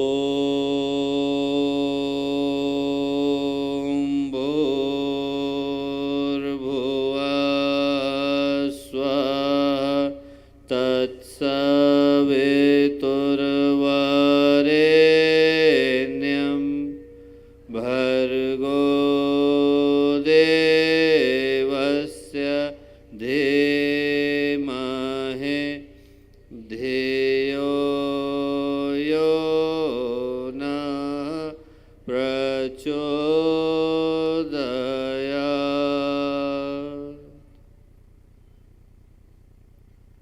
परम पूज्य गुरुदेव परमवंदनीय माता जी के दिव्य संरक्षण में आज का ये अत्यंत ही पावन अवसर, कामठी का ये तीर्थ क्षेत्र, दिव्य क्षेत्र, पवित्र क्षेत्र, इस पवित्र क्षेत्र में आयोजित इस 108 कुंडीय गायत्री महायज्ञ की इस पावन वेला में आज दीप महायज्ञ के शुभ अवसर पर हम लोगों के साथ मंच पर उपस्थित आदरणीय दुबे मामा जी, यहाँ उपस्थित शांति कुंज की टोली के सभी सम्मानित सदस्यगण, यहाँ उपस्थित कामठी क्षेत्र के, नागपुर क्षेत्र के, गोंदिया के, विभिन्न महाराष्ट्र के स्थानों से, मध्य प्रदेश के स्थानों से, छत्तीसगढ़ के स्थानों से आए हुए गायत्री परिवार के सभी कार्यकर्तागण, प्यारे भाइयों और बहनों और प्यारे मित्रों, आज ये जो दीप महायज्ञ का अवसर है,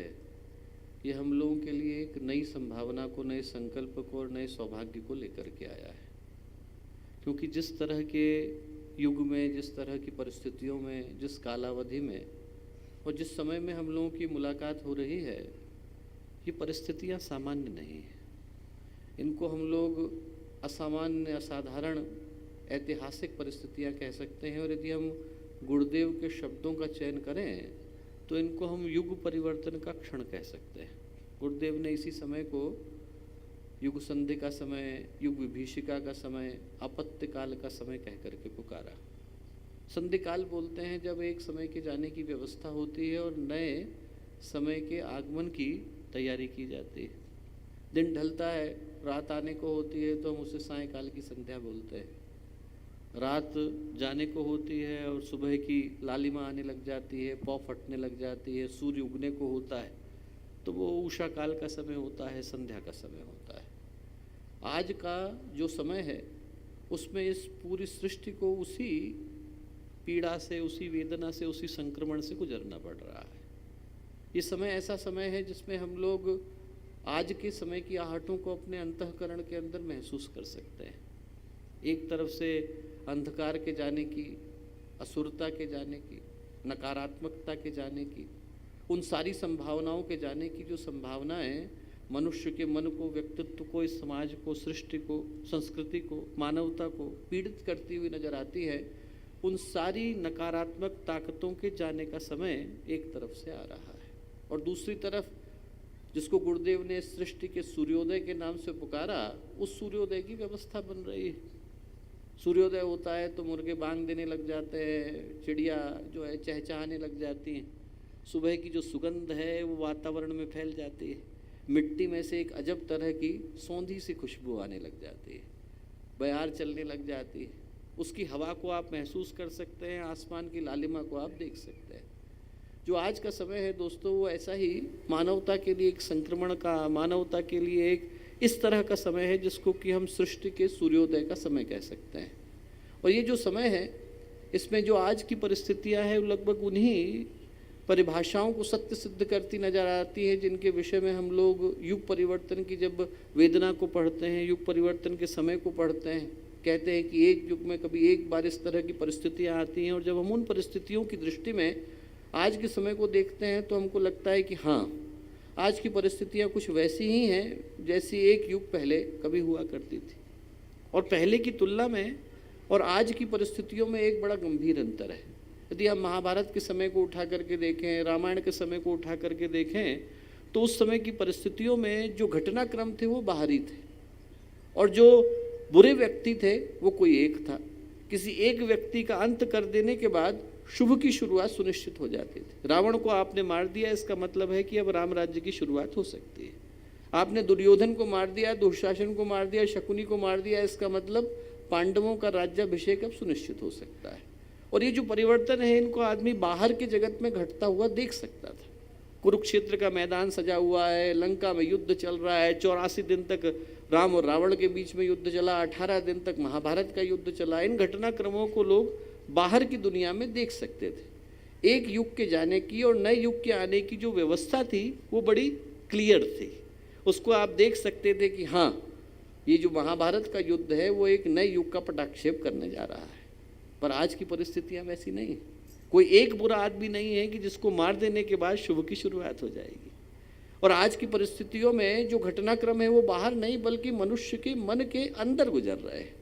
जो आदमी को आहटे हैं वो इंसान के चरित्र के अंदर, इंसान के व्यक्तित्व के अंदर, इंसान की भावनाओं के अंदर, उन स्थानों पर आप वातावरण के अंधकार को, वातावरण की नकारात्मकता को और वातावरण की पैशाचिकता को महसूस कर सकते हैं। आज के युग का जो कुरुक्षेत्र है, इन परिस्थितियों में दोस्तों घटनाएं बाहर नहीं बल्कि मनुष्य के मन के अंदर घट रही हैं।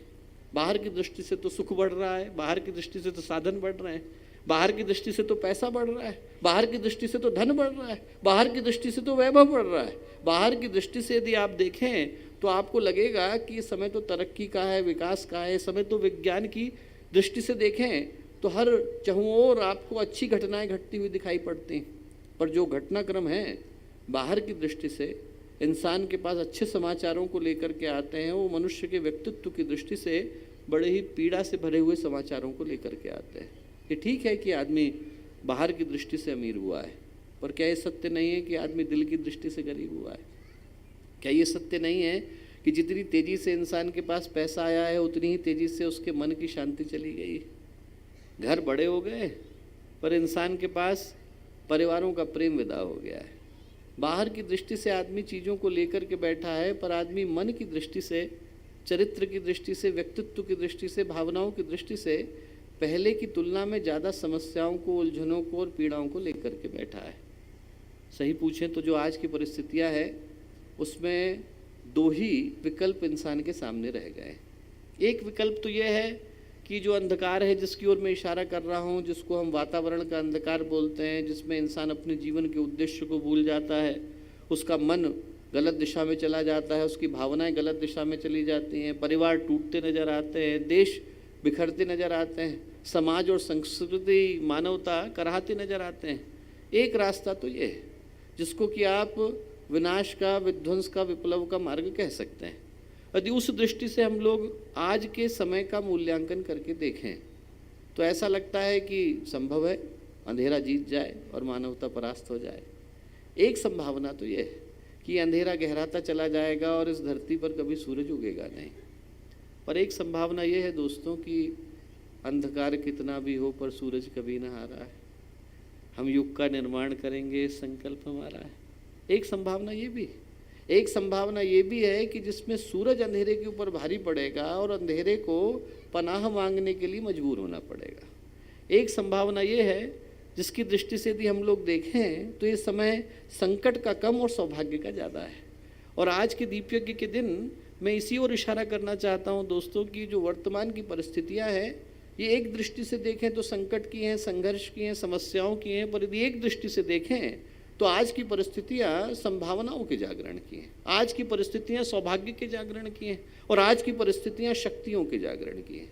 यदि आज के दिन हम लोग यहाँ पर दीप यज्ञ के दिन दीपक को प्रज्वलित करते हैं तो हमें अपने मन में इस संकल्प को धारण करने की आवश्यकता है कि इंसान के रूप में जिन भी शक्तियों को, जिन भी संभावनाओं को, जिन भी विभूतियों को हम अपने अंदर धारण करके आए हैं, आज के दिन उनको जगाने का संकल्प हम यहाँ से लेकर के जा रहे हैं।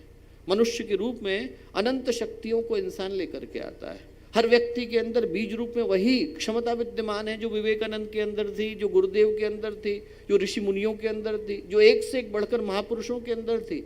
और सिर्फ एक चीज जिसको हम कहते हैं आत्मविश्वास, वो इंसान के जीवन की दिशा को तय कर देती है। यदि व्यक्ति के पास आत्मविश्वास है, यदि व्यक्ति के पास अपनी क्षमताओं के ऊपर विश्वास है, यदि व्यक्ति के पास भगवान के ऊपर विश्वास है, यदि व्यक्ति के पास इस बात पर विश्वास है कि मनुष्य के रूप में जिस संभावना को मैं अपने अंदर लेकर के आया हूँ उसको जगाए बिना इस धरती से जाऊंगा नहीं, तो आप विश्वास मान करके चलिए कि जो ताकत आपके पास है, जो मूल्य आपके पास है, जो महत्ता आपके पास है, जिस शक्ति को आप लोग लेकर के आए हैं, उसको प्रस्फुटित होने से, उसको साकार होने से, उसको मूर्त रूप लेने से दुनिया की कोई ताकत आपको रोक नहीं सकती। हर व्यक्ति के पास बीज रूप में वो क्षमता विद्यमान है, हर व्यक्ति के पास वो क्षमता विद्यमान है जहाँ पर यदि हमारे अंदर का इंसान जाग जाता है तो फिर हमें भगवान बनने से कोई रोक नहीं सकता है। एक बड़ा प्रसिद्ध मूर्तिकार हुआ, नाम हुआ माइकल एंजेलो। रोम में आप कभी जाइए तो उसकी बनाई हुई मूर्तियाँ हर जगह पर बिखरी हुई हैं। बहुत प्रसिद्ध चैपल है, उसका नाम है सिस्टीन चैपल। उसको शुरू से लेकर अंत तक बनाने का श्रेय एक ही व्यक्ति को जाता है, नाम है माइकल एंजेलो। एक दिन गुजर रहा था, गुजरते गुजरते उसने देखा कि किसान का खेत है और किसान के खेत में बहुत बड़ी सी चट्टान पड़ी हुई है। तो उसने किसान से जाकर के कहा कि भैया चट्टान बेचोगे क्या? किसान ने कहा बेचोगे?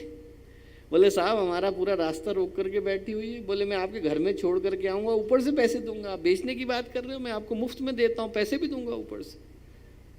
माइकल एंजेलो ने कहा ठीक है भाई छोड़ दो। उसने उसके घर में ले जा करके चट्टान रख दी। 3 महीने गुजरे, 4 महीने गुजरे।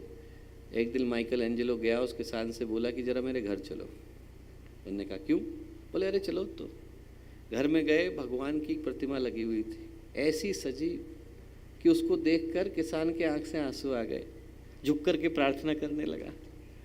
उसने कहा कि कहाँ से आई? उन्होंने कहा कहीं से आई नहीं, वही चट्टान है जो तुम्हारे खेत में पड़ी हुई थी। तुमको चट्टान दिखाई पड़ती थी, मुझे उसमें प्रतिमा दिखाई पड़ती थी। हम सभी चट्टाने हैं दोस्तों। हम में से हर एक के अंदर प्रतिमा छिपी हुई है। जिस दिन वो प्रतिमा बाहर निकल करके आती है उस दिन उसकी खूबसूरती को देखकर भगवान भी नीचे झुकने के लिए विवश हो जाते हैं। हमको स्मरण रखने की आवश्यकता है कि उस संभावना को हम अपने अंदर लेकर के आए। जो व्यक्ति यहाँ पर बैठे हैं, आप सभी देवत्व के प्रतीक के रूप में बैठे हैं। आप में से प्रत्येक के अंदर भगवान छिपा हुआ है और प्रार्थना कर रहा है कि मैं बाहर आना चाहता हूँ। प्रार्थना कर रहा है कि अरे तुम्हारे अंदर तो वही भगवान मौजूद है, मुझे बाहर आने के लिए प्रयत्न तो करूं। इंसान के रूप में हम लोग भगवान होने की शक्ति को अपने अंदर छिपा करके आए। और दीप यज्ञ के दिन जब जब दीपक को हम प्रज्वलित करते हैं, जब ज्योति को हम लोग प्रज्वलित करते हैं, तो प्रार्थना यही करते हैं कि भगवान बाहर का प्रकाश तो आए पर भीतर के प्रकाश को जगाने की सामर्थ्य प्रदान करिए। वो जो चट्टान के अंदर प्रतिमा बनने की क्षमता विद्यमान है, वही हम में से प्रत्येक के अंदर विद्यमान है। जहाँ पर हमारे अंदर का भगवान जागता है तो उसको देवत्व का शिखर प्राप्त करने से कोई रोक नहीं पाता है। आज के दिन हम लोग स्मरण करके देखें कि इंसान के रूप में हम लोग कितनी शक्तियों को लेकर के आए। आप ध्यान से देखें तो इंसान के रूप में न जाने कितनी शक्तियों को इंसान अपने साथ लेकर के आया है। शरीर की दृष्टि से हर तरह का बल हमारे पास है। जिस तरह का शरीर हमारे पास है वैसा इसी अन्य प्राणी को नहीं मिला। आप किसी अन्य व्यक्ति से तुलना करके देखें तो आपको लगेगा कि हमारे पास तो बहुत सारी क्षमताएं विद्यमान है। भगवान बुद्ध के पास एक महिला गई और बोली कि भगवान ने मुझे कुछ नहीं दिया, बहुत देर तक शिकायत करती रही। भगवान बुद्ध बोले कि एक काम कर, तू अपना एक हाथ मुझे काट करके दे दे, मैं तुझे 10 करोड़ रुपए दिलवा देता हूँ। बहुत सारे राजा महाराजा आते हैं हमारे पास, किसी राजा से कह दूंगा वो तेरे को 10 करोड़ स्वर्ण मुद्राएं दे देगा। महिला बोले कि अरे नहीं, मैं आपको हाथ काट के नहीं दूंगी। बोले 20 करोड़ दिलवाऊँ? बोले नहीं नहीं, मुझे हाथ काटना ही नहीं है। बोले 50 करोड़ दिलवाऊँ? बोले अरे नहीं भाई, मुझे अपना हाथ काट के नहीं देना। भगवान बुद्ध बोले कि जब तो अपना एक हाथ 50 करोड़ स्वर्ण मुद्राओं में देने को तैयार नहीं और तू पूरा शरीर लेकर के बैठी है, तो कल्पना करके देख कि तेरे पास कितनी ताकत है। हम लोग शरीर लेकर के बैठे हैं। दुनिया में न जाने ऐसे कितने लोग हैं जिन्हें भगवान ने क्षमता प्रदान नहीं करी, जिनके कर्म उनको ये क्षमता प्रदान नहीं करा पाए। शरीर दिया भगवान ने हमें, और शरीर देने के साथ ये ताकत दी कि हमारे पास बुद्धि की क्षमता है। आप जरा सोच करके देखिए कि हमारे पास शरीर की दृष्टि से बल नहीं है। हाथी की तुलना में हम ताकतवर हैं क्या? भैंसे की तुलना में हम लोग ताकतवर हैं क्या? हाथी एक लात मार दे तो हड्डियाँ टूट जाएंगी इंसान की। भैंसा आकर के सामने टकरा जाए तो आदमी रुक नहीं पाएगा। बैल से ज़्यादा ताकतवर हैं क्या हम? सांप से ज़्यादा ताकतवर हैं क्या हम? शेर से ज़्यादा ताकतवर हैं क्या? नहीं। पर वही इंसान उसी शेर के ऊपर रिंग मास्टर बन के कैसे बैठ जाता है? वही इंसान उसी हाथी के ऊपर महाभारत बन के कैसे बैठ जाता है? वही इंसान उसी भैंसे के ऊपर सवारी कैसे करने लग जाता है? वही इंसान उस बैल को हल में लेकर खेत में कैसे जोतने लग जाता है? वही इंसान उस सांप को सपेरे के रूप में नचाने कैसे लग जाता है?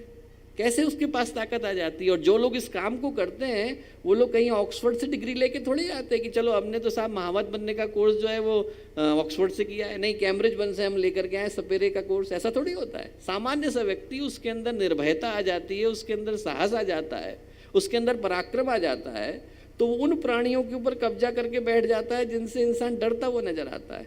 हम में से प्रत्येक के पास वो ताकत है कि नहीं? आप सोच के देखो, हमारे पास शरीर की ताकत, शरीर से ऊपर हमारे पास बुद्धि की ताकत, और बुद्धि की वो ताकत हमारे पास विद्यमान है जहाँ पर अन्य प्राणियों की तुलना में यदि हम कहीं पर कमजोर होते हैं तो हम शक्ति के अन्य साधनों को खींच लेते हैं। चीते की तरह हम दौड़ नहीं सकते पर हमारी बनाई कार दौड़ सकती है। मछली की तरह से हम तैर नहीं सकते पर हमारी बनाई पनडुब्बी तैर सकती है। हम पंछी की तरह से उड़ नहीं सकते पर हमारा बनाया हवाई जहाज उड़ सकता है। हम हाथी की तरह से सामान नहीं उठा सकते पर हमारी बनाई क्रेन हाथी से ज़्यादा उठा सकती है। ये ताकत किसकी है? ये इंसान की बुद्धि की ताकत। आपका लिखा हुआ एक शब्द आप यहाँ से लिखते हैं और अमेरिका में बैठे हुए किसी व्यक्ति के दिल को हिला देता है। आपने कोई बात कही, वो वहाँ बैठे हुए किसी व्यक्ति के हृदय में छू जाती है और वो कुछ नया करने के लिए प्रेरित हो जाता है। कोई कहानी है जो छोटे से गांव से निकल करके आती है, नागपुर के एक छोटे से गांव से छपती है और वो जाती है और जापान में किसी व्यक्ति को प्रभावित करती है और वो कल से एक अच्छा काम करने का संकल्प ले लेता है। किसकी ताकत है? ये इंसान के बुद्धि की ताकत है। हमारे पास शरीर की ताकत, हमारे पास बुद्धि की ताकत, हमारे पास भावनाओं की ताकत। आप यदि देखें तो इंसान के पास जो ताकत है, जिसको हम समूह बोलते हैं, जिसको हम संस्कृति बोलते हैं, जिसको हम समाज बोलते हैं, जिसको हम राष्ट्र बोलते हैं, वो ताकत इंसान की भावनाओं की। आप कहीं पर जा रहे हो, आपको दूसरा इंसान दिखाई पड़ता है और देखते से ही आदमी के मन में एक भावना आती है और दोनों को देखकर आदमी एक समूह बना लेता है। आप विदेश में कभी घूम रहे हो और आपको वहाँ पर घूमते हुए एक व्यक्ति भारत का दिखाई पड़ता है और जैसे ही आपको भारत का व्यक्ति दिखाई पड़ता है वैसे ही देखते ही ना आप उसको जानते हैं ना वो आपको जानता है, देखते ही मन में एक भाव आ जाता है कि तो अपना आ गया। वो भारतीय होने का जो भाव है वो तुरंत एक समूह का निर्माण करता है। इंसान के मन में बल आ जाता है कि अरे हमें हमारा कोई मिल गया। ये जो शक्ति है वो किसकी शक्ति है? समूह की शक्ति है, भावनाओं की शक्ति। हम हरिद्वार से चले, यहाँ आकर के बैठे, आप लोगों को देखते हैं तो एकदम बल मिलता है। अरे अपने लोग बैठे, ये किसका बल है? ये गायत्री परिवार का, समूह का, भावनाओं का बल है। इंसान के पास ताकत किसकी? शरीर की। इंसान के पास ताकत किसकी? बुद्धि की। इंसान के पास ताकत किसकी? भावनाओं की। और उससे बड़ी ताकत किसकी? इंसान की आत्मा की, जिसको देख करके विश्वामित्र ने कहा अधिक बलम क्षत्रिय बलम ब्रह्म तेजो बलम बलम, कि जो मेरा बल है वो तो किसी मतलब का नहीं, जो आत्मा का बल है वही सारे असली मतलब का है। यदि किसी के पास आत्मा का बल आ गया, विश्वामित्र ने कहा, तो वो बल संसार के सारे बलों की तुलना में सर्वश्रेष्ठ है। इंसान के पास वो बल आ जाता है तो इंसान किसी के आगे घबराता नहीं। अष्टावक्र थे, उनके पिता जो थे कहोड़ ऋषि थे, वो जो है वेदों का पाठ करने के लिए बैठे। वेदों का पाठ करने लगे तो अष्टावक्र गर्भ के अंदर थे, माँ के अंदर, माँ के गर्भ के अंदर, पेट के अंदर। कहोड़ ऋषि ने जैसे ही वेद मंत्रों का पाठ किया तो अंदर से अष्टावक्र क्या बोले, वेदों के अंदर ज्ञान नहीं है पिताजी।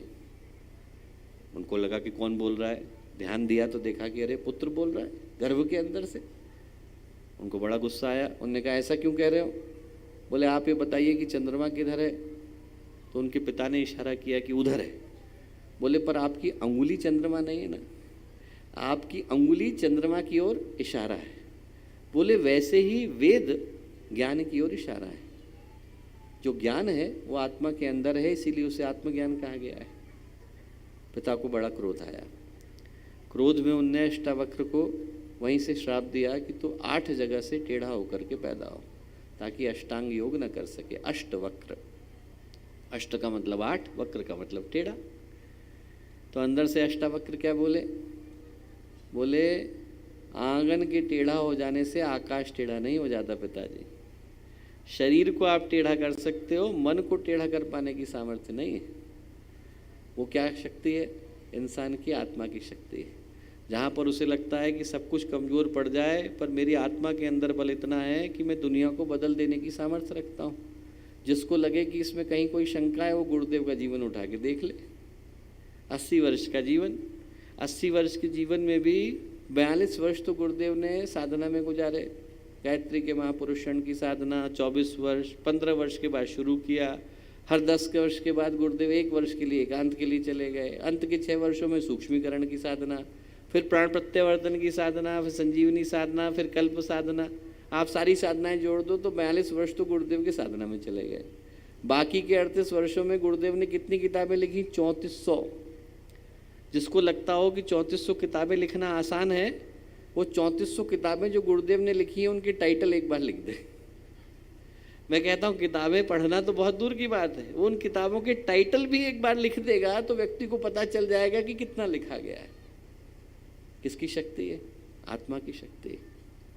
जहाँ पर गुरुदेव ने संकल्प लिया, आप पुराने लोगों से पूछ करके देखिए, गुरुदेव यदि योजना बनाते थे तो योजना बनाने के लिए नहीं बैठते थे। सुबह 6 बजे बैठे, लोगों को बुलाया, कई के बार तो सुबह 4 बजे बुलाते थे। 4 बजे बुलाया, बोले बेटा ऊपर से संदेश आ गया है, आज शाम तक टोलियाँ निकलनी है। कितनी टोलियाँ निकलनी है? 600 टोलियाँ निकलनी है। कैसी निकलनी है गुरुदेव? साइकिल की निकलनी है। कैसे व्यवस्था करें? व्यवस्था हो जाएगी। दोपहर तो होते व्यवस्था होती थी, शाम को टोलियाँ निकल गई। आपको सोचने की आवश्यकता नहीं। किसकी शक्ति है? आत्मा की शक्ति है। जब हम ऐसे महापुरुषों को देखते हैं दोस्तों, दीप महायज्ञ का अवसर, हम लोगों को सोचने की आवश्यकता है कि इंसान के पास ये सारी की सारी संभावनाएं विद्यमान है।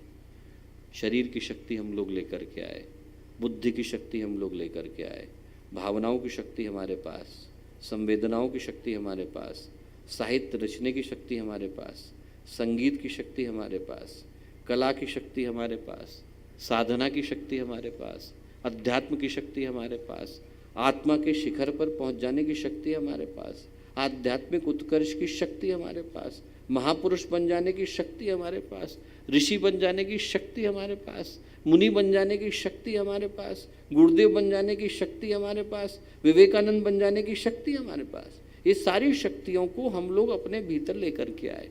और जब हम इन महापुरुषों को देखते हैं जो अपने जीवन के एक एक क्षण को, अपने जीवन के एक एक अंश को शिखर पर जा कर के जीते हैं, ऐसा लगता है कि उनके जीवन का एक एक आयाम, उनके जीवन का एक एक फलक अपने अंतिम शिखर पर, उत्कर्ष पर पहुंच गया है।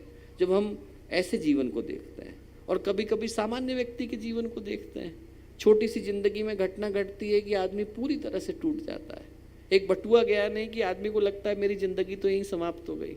छोटी सी घटना घटती है और आदमी का आत्मविश्वास पूरी तरह से चला जाता है। तो कभी कभी लगता है भगवान ने भेदभाव किया क्या? ऐसा तो नहीं कि महापुरुषों को कुछ अलग से बुला करके दे दिया जो हमको नहीं दिया। तो ऐसे में महापुरुषों के जीवन पर शोध करने की आवश्यकता है।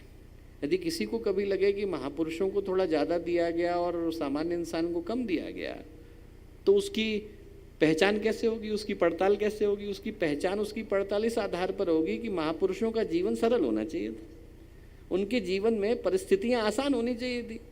जैसे आपने दो लोगों को दौड़ने के लिए लगाया और आपको बेईमानी करनी है तो आप क्या करोगे? उसको कहोगे कि सरल वाले पथ से दौड़ करके जा और दूसरे को कहोगे कठिन वाले से दौड़ के जा। अब हम महापुरुषों के जीवन को जरा उठा करके देखें। आपको एक महापुरुष ऐसा नहीं मिलेगा जिसके जीवन की परिस्थितियां सरल रही हों, एक नहीं मिलेगा। भगवानों से शुरू करें। भगवान का जीवन सरल था क्या? भगवान स्वयं धरती पर आते हैं तो उनको 14 वर्ष का वनवास उठाना पड़ता है। आपके हाथ में कोई समोसा दे रहा और छीन ले तो आदमी को कितनी किलस होती है? छोटी सी चीज मिल रही है और अभी आपके हाथ से छीन करके कोई ले गया, आदमी को गुस्सा आ जाती है। इतनी चीज थी आपकी। और आप जरा सोचो, भगवान राम चक्रवर्ती सम्राट बनने के लिए जा रहे हैं, राज्याभिषेक तय हो चुका है, पूरे राज्य में ढिंडोरा पिट गया है कि आज के दिन भगवान राम को राज्याभिषेक दिया जाएगा। दूर दराज से ऋषि आ गए, देवताओं को बुला लिया गया है, आसपास के राजाओं को बुला लिया गया है और भगवान चढ़ रहे हैं सीढ़ियों पर, क्या बनने के लिए? चक्रवर्ती सम्राट। वहां से कोई छीनता है और उठा करके सीधे जंगल में भेज देता है। हम में से किसी के साथ ऐसी घटना घटे तो कैसा लगेगा? राज्याभिषेक से सीधे 14 साल का वनवास। भगवानों को इन परिस्थितियों से गुजरना पड़ता है। भगवान कृष्ण को तो दूध के दांत नहीं टूटे थे, उससे पहले पूतना से लड़ना पड़ा, बकासुर से लड़ना पड़ा, अघासुर से लड़ना पड़ा। आप सोचो, कालिया नाग से लड़ते लड़ते तक तो भगवान 6 साल के हुए थे। भगवानों को किस कष्ट से गुजरना पड़ता है। ध्रुव का जीवन आसान था क्या? 4 साल के थे, पिता ने गोद में नहीं बिठाया, कहाँ जाना पड़ा? तपस्या करने के लिए। 1 महीने तो ध्रुव ने पत्तों पे जीवन गुजारा, अगले महीने में 14-14 दिन के बाद पानी पिया, उसके अगले महीने में 14-14 दिन के बाद एक बार सांस ली, उसके अगले महीने में 3-3 महीने के बाद एक बार हल्की सी सांस को ग्रहण किया। 6 महीने के बाद स्थिति ये हुई कि जो धरती थी उसने घूमने से मना कर दिया, पवन ने चलने से मना कर दिया, सूर्य ने उगने से मना कर दिया। सब ने जाकर भगवान से प्रार्थना करी कि वो जो 6 साल का बच्चा है ध्रुव, उसके अंगूठे के अंदर इतना बल है कि धरती दबी चली जा रही है। उसी से ध्रुव संकल्प निकल करके आया कि उसके संकल्प के अंदर इतना बल है कि हम लोग चल नहीं पा रहे हैं, आप जाइए और दर्शन दीजिए। ध्रुव का जीवन आसान था क्या? प्रहलाद का जीवन आसान था क्या? आप जरा सोच के देखो, पिता विरोधी हो गए, जिन गुरु ने शिक्षा दी वो विरोधी हो गए, जिन दोस्तों के साथ दोस्ती करी वो विरोधी हो गए, जो सगी मौसी थी वो जाकर के आग में लेकर के बैठ गई, किसी ने जो है जहर दिया, किसी ने सांप से डसाया, किसी ने ऊपर से धक्का दिया। बच्चा था प्रहलाद, जीवन आसान था क्या? हरिश्चंद्र का जीवन आसान था क्या? आप सोचो, राजा थे और उनके गुरु को विश्वामित्र को सपने में दिखाई पड़ा, असली में नहीं। उनने कहा मैंने तुम्हें सपने में जो है तुमसे राज्य मांगा था। यहाँ तो लोग कोर्ट के कागज पर लिख करके मुकर जाते हैं, हरिश्चंद्र ने सपने में देखा। आप सोचो, चाहते तो मना करते थे कि साहब सपना है, सपने का क्या भरोसा। उनने कहा नहीं साहब, कहा है, और वो भी उनका सपना था। ऐसा नहीं कि हरिश्चंद्र को सपना आया था, विश्वामित्र ने आकर के कहा कि मैंने सपने में देखा है कि तुमने अपना राज्य मुझे दे दिया है, ले जाइए। आपने देखा, हरिश्चंद्र का वचन है, आप गुरु हैं, ले जाइए। और वो राजा से क्या बने? उनको बनना पड़ा शमशान का रखवाला, पत्नी को नौकरानी की तरह से रहना पड़ा, एक पुत्र मारा गया। हम सोचे हमारे साथ ये घटना घट रही है, एक पुत्र मारा गया।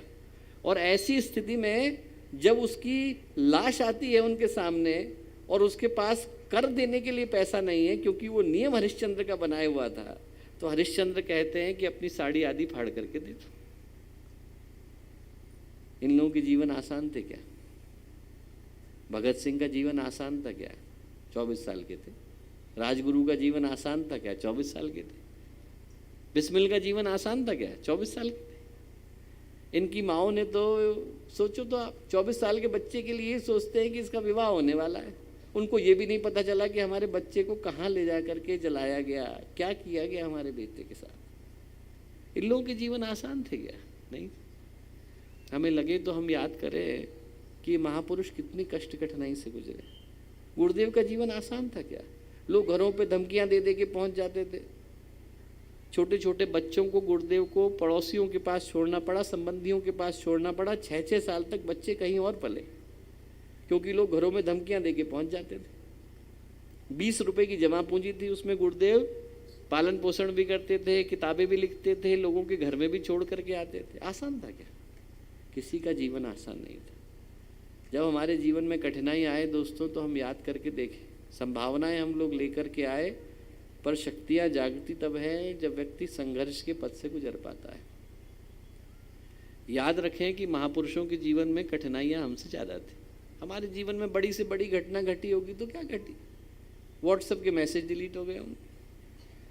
प्रहलाद की तरह से तो नहीं गुजरा होगा, आग में नहीं उतरना पड़ा होगा, सुदनवा की तरह खौलते तेल के कड़ाहे में नहीं उतरना पड़ा होगा, कबीर की तरह से हमें पानी में डुबोया नहीं गया होगा, प्रहलाद की तरह से हमें आग में उतारा नहीं गया होगा, मीरा की तरह से हमें जहर का प्याला नहीं दिया गया होगा।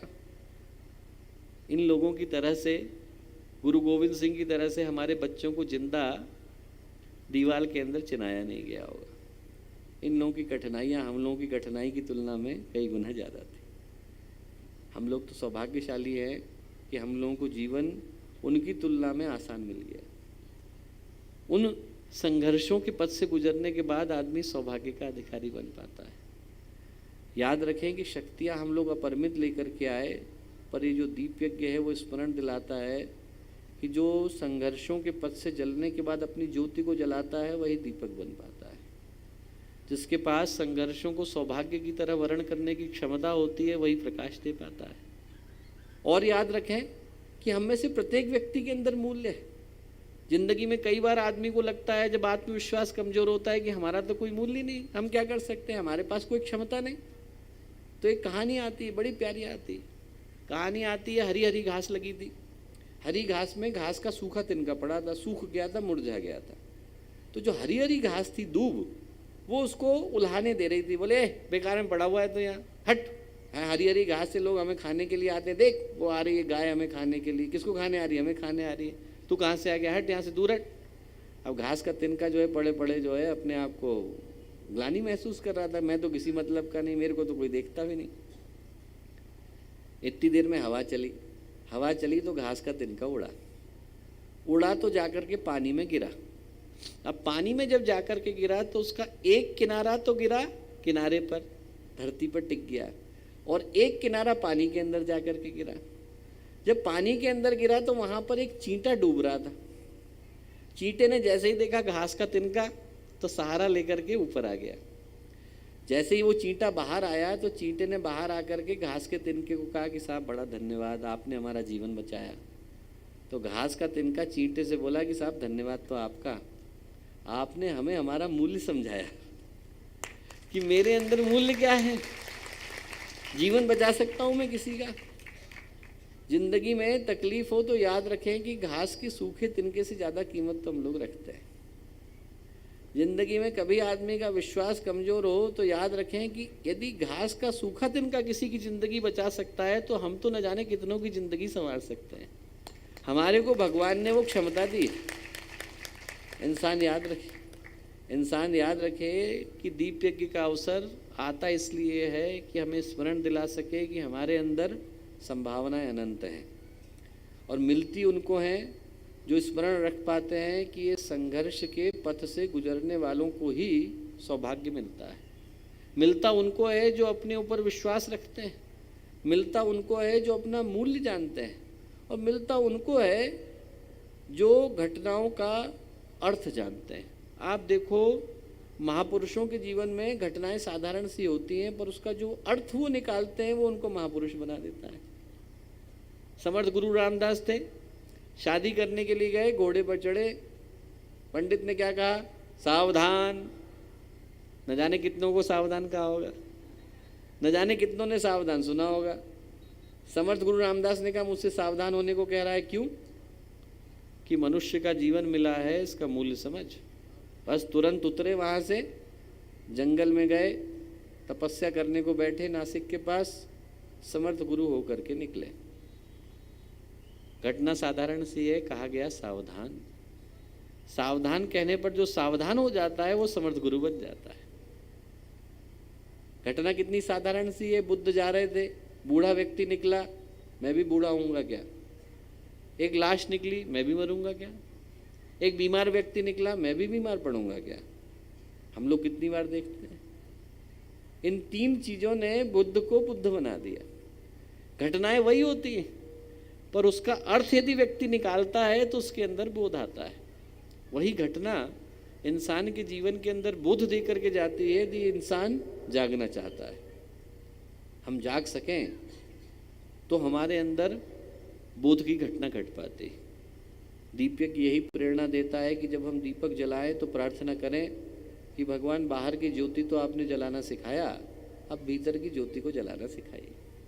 ये जो भीतर का अंधेरा है ना, जिसको हम अपने चित्त पर जमा करके बैठे हैं, न जाने कौन कौन से जन्म का अंधेरा चला आ रहा है, कुहासा चला आ रहा है, कलुष चला आ रहा है, कौन कौन सी बुरी आदतें चली आ रही हैं, कौन कौन से कुसंस्कार चले आ रहे हैं, जरा इनको हटाइए ना। ये प्रार्थना हम भगवान से करें, गुरुदेव से कहें कि न जाने कितने जन्मों के पुण्य के बाद आज आपका आंचल मिल पाया। हम लोगों को सौभाग्य कि हम आपके कुर्ते का सहारा लेकर के चल पाए। अब जरा भवसागर से पार लगाइए ना। ये प्रार्थना हम गुरुदेव से करें कि गुरुदेव बाहर का दीपक तो हमने 1000 बार जलाया, जरा भीतर का भी जलवाइए। यदि इंसान अंदर से बोध को प्राप्त करे तो जीवन में उजाला ही उजाला है, तो फिर इंसान के जीवन में सवेरा ही सवेरा है। बाहर का जितना प्रकाश है वो तो एक दिन चूकता है, ये बत्ती बुझी जाएगी। ये जितनी ट्यूबलाइट है आप जला के छोड़ दो तो एक ना एक दिन वोल्टेज खत्म होगा, चले जाएंगे। भगवान सूर्य भी एक दिन प्रकाश देना बंद कर देंगे और ब्लैक होल में बदल जाएंगे। बाहर का जितना प्रकाश है उसकी मैन्युफैक्चरिंग डेट भी है और एक्सपायरी डेट भी है, पर भीतर का सवेरा होता है तो उसकी एक ही बार की मैन्युफैक्चरिंग डेट है, उसकी एक्सपायरी नहीं है। एक बार बुद्ध बन जाने के बाद, एक बार गुरुदेव बन जाने के बाद, एक बार विवेकानंद बन जाने के बाद पैर उल्टे नहीं चलते। एक बार सवेरा हो गया तो फिर उनके जीवन में रात होती नहीं, फिर आदमी जाग गया। वो जागृति आती है, वो जागरण आता है, वो होश आता है, वो बोध आता है, तो जीवन सौभाग्य में बदलता है। वो हमारे जीवन में आए, ये प्रार्थना हम लोग दीप यज्ञ के इस दिन करें। ये प्रार्थना करें कि गुरुदेव आपने शक्तियों का अधिकारी बना करके भेजा, वो सारी शक्तियाँ जागें, हमारा शरीर स्वस्थ रहे, हमारा मन सुरक्षित रहे, हमारी भावनाएं पवित्र रहे और हमारी आत्मा आत्मबल के साथ सदा प्रदीप्त रहे। अंगारा जैसे दहदहाता है उस तरीके से हमारे अंदर की आत्मा आत्मबल के साथ प्रकाशित होती चले। प्रार्थना करें कि हम अपना मूल्य कभी न भूलें। प्रार्थना करें कि संघर्ष आए तो हम उनका सौभाग्य की तरह से वर्ण करें, और प्रार्थना करें कि हमारे जीवन में बोध का उजाला हो, होश आए, ये स्मरण आए कि ये जीवन किस उद्देश्य के साथ मिला, जाना कहाँ है, करना क्या है, पहुँचना कहाँ है। ये यदि व्यक्ति को याद रहता है तो आदमी जीवन में हर घड़ी सौभाग्य के साथ जी पाता है। ये संभावनाएं हमारे अंदर आ सकें, इस भाव के साथ इस दीप यज्ञ को मनाएं। छोटे से व्यक्ति को भी कभी कभी अच्छी संभावना मिलती है और उसी क्षण में आदमी कुछ अच्छा कर जाता है तो फिर जीवन की दिशा भिन्न हो जाती है। एक अंतिम कहानी सुना करके अपनी बात को समाप्त करूंगा, प्यारी लगती है मुझको। छोटा सा बच्चा था, 6 साल का था, अपनी छोटी सी बहन को लेकर के जा रहा था, 4 साल की बहन थी। एक दुकान के सामने से गुजरा तो बहन रुक गई और वहाँ पे जो खिलौने लगे थे उनको बड़े ध्यान से देखने लगी। उसका मन करा कि एक गुड़िया खरीद लूँ, तो उसका भाई आया और अपनी बहन से बोला कि खरीदेगी, तो उसकी बहन बोली हाँ। तो दुकानदार के पास गया और बोला कि बेचोगे क्या ये वाली? तो दुकानदार बड़े ध्यान से देख रहा था, तो उसने कहा कितने में बेचोगे? तो दुकानदार बोला कि कितने पैसे हैं तेरे पास? तो उसने अपनी जेब में से 6 कंचे निकाले, बोले ये हैं हमारे पास। तो दुकानदार ने मुस्कुराया और उसमें से 2 कंचे उठाए और 4 वापस दे दिए। बोले बस इतने की गुड़िया है। 2 कंचे रख लिए और गुड़िया दे दी। दुकानदार का जो नौकर था वो बड़े ध्यान से देख रहा था। बोले मालिक क्या कर रहे हो आप? 500 रुपये की गुड़िया 2 कंचे में दे रहे हो? बोले नहीं बेटा, मैं इस देश के भविष्य को दे रहा हूँ। बोले कल को जब ये बच्चा बड़ा होगा और इस घटना को याद करेगा तो कम से कम ये तो याद करेगा कि एक व्यक्ति ऐसा था जिसने 2 कंचों के बदले में एक गुड़िया दी थी। बोले इसको याद आएगा कि दुनिया में मानवता खत्म नहीं हुई है, इंसानियत अभी जिंदा है। हम लोग होश रखें कि हमें भगवान कभी इसी तरह की संभावना दे करके जाता है। क्या पता हमारे हाथ से कुछ ऐसा पुण्य का काम हो जाए कि हमें अपने सौभाग्य के ऊपर नाज हो। आज का ये दिन इन्हीं संभावनाओं को जगाने का दिन है कि सौभाग्य आए, संभावना आए, व्यक्ति के अंदर साहस का भाव आए, शौर्य का भाव आए, संवेदना का भाव आए और संघर्ष का भाव आए। ये प्रेरणाएं, ये दीपक, आज का ये दीप यज्ञ हमें प्रदान करता है। सभी संभावनाएं जाग सकें, ऐसी सभी को शुभकामनाएं, सभी को मंगल कामनाएं।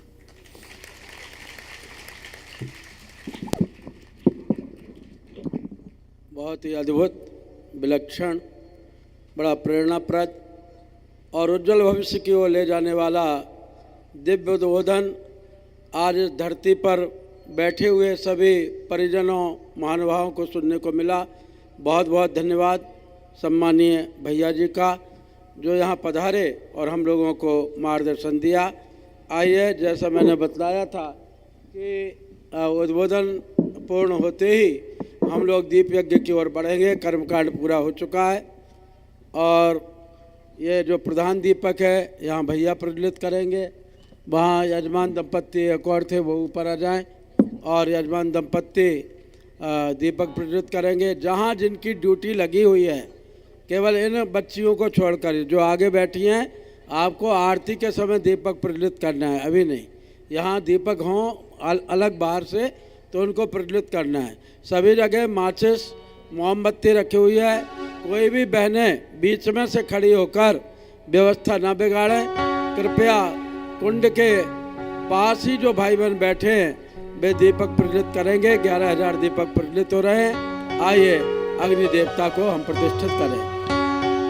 ओम अग्ने नय सुपधाराय अस्मान विश्वानि देव वायुनानि विद्वान् योदास्वमजुराणमेनो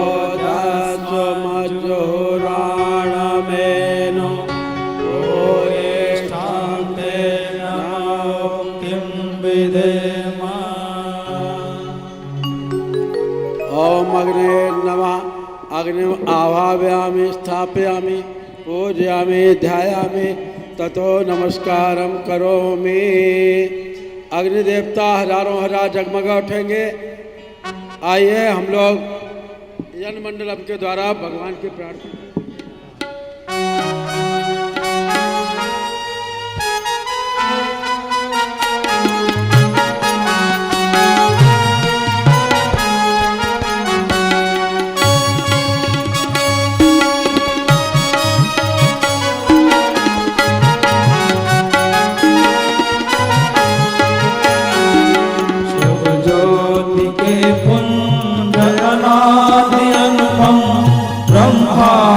व्यापी आलोक करता, दारिद्र दुख भय से मुक्त कर दो, पावन बना दो हे देव सविता, पावन बना दो हे देव सविता। विष देवताओं से नित्य पूजित हे भगवो बंधन मोक्ष करता, स्वीकार कर लो बंधन हमारा, पावन बना दो हे देव सविता, पावन बना दो हे देव सविता।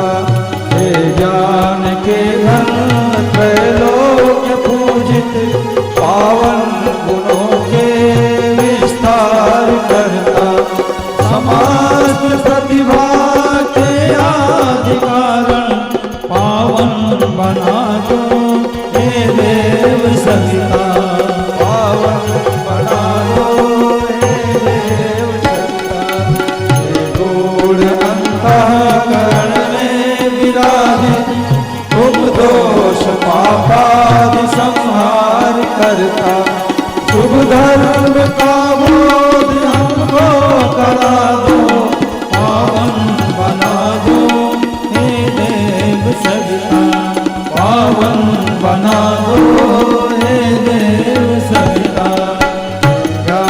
नाशक हे पुष्टिदाता, ऋग साम यजुर्वेद संचार करता, हे भूर्भुवः स्वः में स्व प्रकाशित,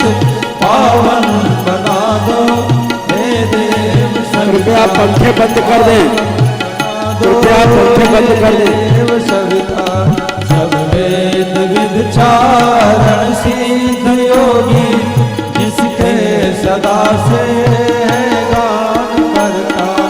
हे सिद्ध संतों के लक्ष्य शाश्वत पावन बना दो, हे देव सविता पावन बना दो, हे देव सविता।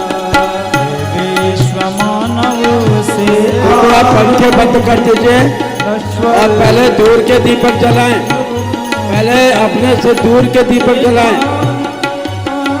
पंखा बंद कर दीजिए सभी दूर के, जहाँ पर दीपक जल रहे पंखा बंद कर दे। हे विश्व मानव से आदि पूजित, नश्वर जगत में शुभ ज्योति करता। हे काल के काल अनादीश्वर पावन बना दो, हे देव सविता पावन बना दो, हे देव सविता। हे विष्णु संवाद द्वारा प्रचारित, हे भक्त पालक हे पाप हरता। हे काल कल्पादि के आदि स्वामी पावन बना दो, हे देव सविता पावन बना दो, हे देव सविता। देखिए बहनों से प्रार्थना है कि आपकी साड़ी सिंथेटिक कपड़े की हैं, आप कृपया दीपकों का ध्यान रखें, पहले दूर के दीपक जलाएं, फिर अपने पास के दीपक जलाएं। जो स्टैंड है उनमें ऊपर के दीपक पहले जलाएं, नीचे के जलाएं। जो मसाल लिए खड़ी हैं वो बहनें वो भाई कृपया अपने हाथ का ध्यान रखें और मसाल पर ध्यान रखें, इधर उधर ध्यान ना दें। बस आइए, हम लोगों ने बड़े श्रद्धापूर्वक अग्नि देवता, सूर्य देवता और गायत्री माता का त्रिविध एक साथ स्तवन किया, यन मंडलम गायत्री स्तवन के रूप में। अब दीपक प्रज्वलित हो रहे हैं, तब तक चलो करें दीपक, चलो करें आरती, हम दीप सजा लें। इस भाव के साथ में नया युग की अगवानी, नए युग की अगवानी सदयुग के भाव से हम करने जा रहे हैं। लेकिन अभी आरती करना नहीं है, केवल गीत हो रहा है। अभी आहुति होंगी, आहुति के बाद में आरती होगी। अब आप सब जहाँ जहाँ दीपक जल गए हैं कृपया बैठ जाएं, कृपया जो जहाँ है भाई बैठ जाएं। कृपया आपसे प्रार्थना है कि जो जहाँ हैं वहीं बैठें, यज्ञ बैठ कर के किया जाता है, कोई भी भाई बहन खड़े ना रहें, सबको दीपकों के दर्शन करने दें। आइए हम नए युग की अगवानी करें।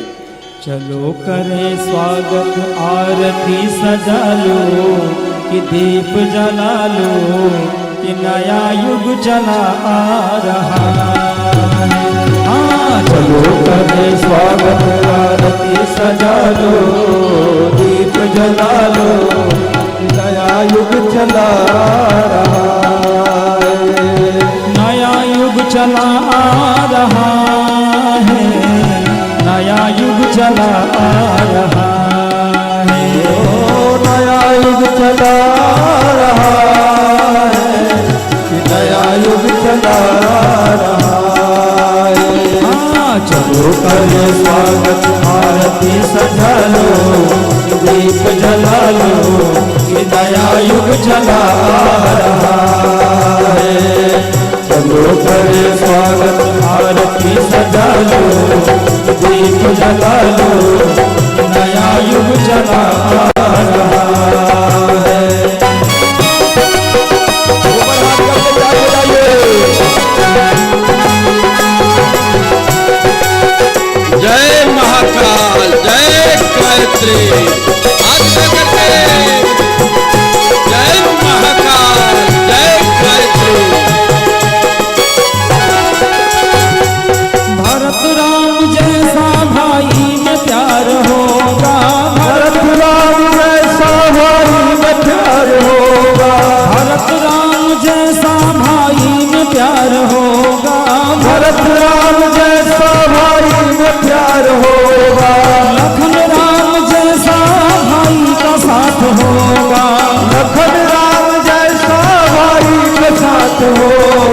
राम राज्य, हाँ राम राज्य धरती में फिर से बसा लो, दुनिया को दिखा दो कि नया युग चला आ रहा है। राम राज्य धरती में फिर से बसा लो, दुनिया को दिखा दो कि नया युग चला आ रहा है। हाँ चलो करें स्वागत, आरती सजा लो, दीप जला लो कि नया युग चला आ रहा है, कि नया युग चला आ रहा है, कि नया युग चला आ रहा है, कि नया युग चला आ रहा है। बोलिए वेद माता गायत्री की दोनों हाथ उठाएं। श्रीमन महाकाल की, उमापति महादेव की, शांति कुंज हरिद्वार की। बहुत सुंदर, बड़ी सुव्यवस्था है, बड़े अनुशासित भाई बहन हैं, बड़ा सुंदर कार्यक्रम है। कलश यात्रा के दिन से ही आप लोग बड़े भावना, निष्ठा, विचारणा के साथ में इस यज्ञ को सफल बनाने में जुटे हुए हैं। माता बहनें मसाल लिए हुए खड़ी हैं। युग निर्माण योजना की यह जलती लाल मसाल है, नामुमकिन है इसे बुझाना, यह अंतर की ज्वाल है। परम पूज्य गुरुदेव के हृदय के ज्ञान का प्रकाश इस ज्ञान यज्ञ की लाल मसाल में भरा हुआ है। अब सब लोग बैठ जाइए, बैठें, दोनों हाथ घुटनों पर रखें, अनाम का मध्यमा पर अंगुष्ठ रखें और गायत्री महामंत्र के साथ में आहुति देंगे। सुबह आपने कुंड यज्ञ किया, अब हजारों भाई बैठ करके मानसिक यज्ञ कर रहे हैं। यह दीपक की यज्ञ कुंड है, दीपक की ज्योति ही यज्ञाग्नि है, अगरबत्ती ही हवन सामग्री। बैठ रहे बेटे, आप जितने जल गए ठीक है, बैठ जाइए। यहाँ आप कोई नहीं फिरे, सामने कोई ना घूमे। और हम मन की आहुति आत्मा में दे रहे हैं। इस भाव के साथ में आइए गायत्री महामंत्र बोलते हुए, स्वाहा बोलते हुए आप आहुति प्रदान करें। ओम भूर्भुवः स्वः तत्सवितुर्वरेण्यं भर्गो देवस्य धीमहि धियो यो नः प्रचोदयात् स्वाहा। इदं गायत्र्यै इदं नमः। ओम भूर्भुवः स्वः तत्सवितुर्वरेण्यं भर्गो देवस्य धीमहि धियो यो नः प्रचोदयात् स्वाहा। इदं गायत्र्यै इदं नमः। ओम भूर्भुवः स्वः तत्सवितुर्वरेण्यं भर्गो देवस्य धीमहि धियो यो नः प्रचोदयात् स्वाहा। इदं गायत्र्यै इदं नमः। ओम भूर्भुवः स्वः तत्सवितुर्वरेण्यं भर्गो देवस्य धीमहि धियो यो नः प्रचोदयात् स्वाहा। इदं गायत्र्यै इदं नमः। ओम भूर्भुवः स्वः तत्सवितुर्वरेण्यं भर्गो देवस्य धीमहि धियो यो नः प्रचोदयात् स्वाहा। इदं गायत्र्यै इदं नमः। ओम भूर्भुवः स्वः तत्सवितुर्वरेण्यं भर्गो देवस्य धीमहि धियो यो नः प्रचोदयात् स्वाहा। इदं गायत्र्यै इदं नमः। ओम भूर्भुवः स्वः तत्सवितुर्वरेण्यं भर्गो देवस्य धीमहि धियो यो नः प्रचोदयात् स्वाहा। इदं गायत्र्यै इदं नमः। ओम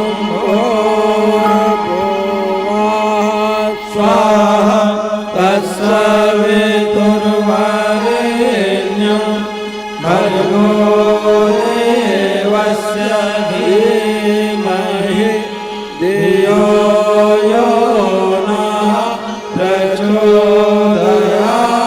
स्वाहा इदं गायत्री इदं नमः। आइए महामृत्युंजय मंत्र की आहुतियाँ प्रदान की जाएंगी। आपके उत्तम स्वास्थ्य, सुखी जीवन, निरोग जीवन और उज्जवल भविष्य की कामना के साथ में। लेकिन उसके पूर्व श्रीमन महाकाल का संकीर्तन एक अंतरे के साथ में संक्षिप्त रूप में हम करेंगे। भगवान महाकाल जो काल की कुटिल चाल मोड़ने में समर्थ हैं, उन्हीं के संरक्षण में यह सारा युग निर्माण योजना का संकल्प चल रहा है। और संकल्प अब सुनिश्चित संभावना नहीं बल्कि एक सुनिश्चित आवश्यकता, अनिवार्यता बन चुका है। इसलिए हम महाकाल की अभ्यर्थना करेंगे। आप सभी भाई बहन बैठ जाएं और जैसे ही महामृत्युंजय मंत्र की आहुति शुरू हो वैसे ही भाइयों से प्रार्थना है कि बिजली जला देंगे, विद्युत लाइन को चालू कर देंगे। अभी हम संकीर्तन करें। आइए एक बार पुनः दोनों हाथ ऊपर करके जय घोष करेंगे। बोलिए युगाधिपति महाकाल की जय, बोलिए युगाधिपति महाकाल की जय। जय महाकाल, जय महाकाल, जय महाकाल, जय महाकाल, जय महाकाल, जय महाकाल, जय महाकाल, जय महाकाल, जय महाकाल, जय महाकाल, जय महाकाल, जय महाकाल, जय महाकाल, जय महाकाल, जय महाकाल, जय महाकाल। जो पाप ताप का हरता है, जो पाप ताप का हरता है, जो युग परिवर्तन करता है, जो युग परिवर्तन करता है, माँ आदिशक्ति को साथ लिए, माँ आदिशक्ति को साथ लिए, माँ आदिशक्ति को साथ लिए, माँ आदिशक्ति को साथ लिए। जो बदल रहा है सृष्टि चाल, जो बदल रहा है सृष्टि चाल, जो बदल रहा है सृष्टि चाल, जो बदल रहा है सृष्टि चाल। महाकाल, जय महाकाल, जय महाकाल, जय महाकाल। दोनों हाथ जय महाकाल, जय महाकाल, जय महाकाल, जय महाकाल, जय महाकाल, जय महाकाल, जय महाकाल, जय महाकाल, जय महाकाल, जय महाकाल, जय महाकाल, जय महाकाल, जय महाकाल, जय महाकाल, जय महाकाल, जय महाकाल, जय महाकाल। बोलिए युगाधिपति महाकाल की जय, बोलिए युगाधिपति महाकाल की जय। अखिल विश्व गायत्री परिवार के सभी परिजनों के सुखी समुन्नत जीवन की कामना करते हैं। जो दीप यज्ञ में पधारे हैं ऐसे सभी भाई बहन उज्जवल भविष्य की ओर बढ़ें, मनोकामनाएं पूरी हों, विकार दूर हों, संस्कार जागृत हों और सुखी समुन्नत जीवन हो। आप सबके जीवन के मंगल कामना करते हैं। इसी के साथ में एडवोकेट श्री टी.के. चौधरी जी मुल्ताई वालों, इनका भी जन्म दिवस है।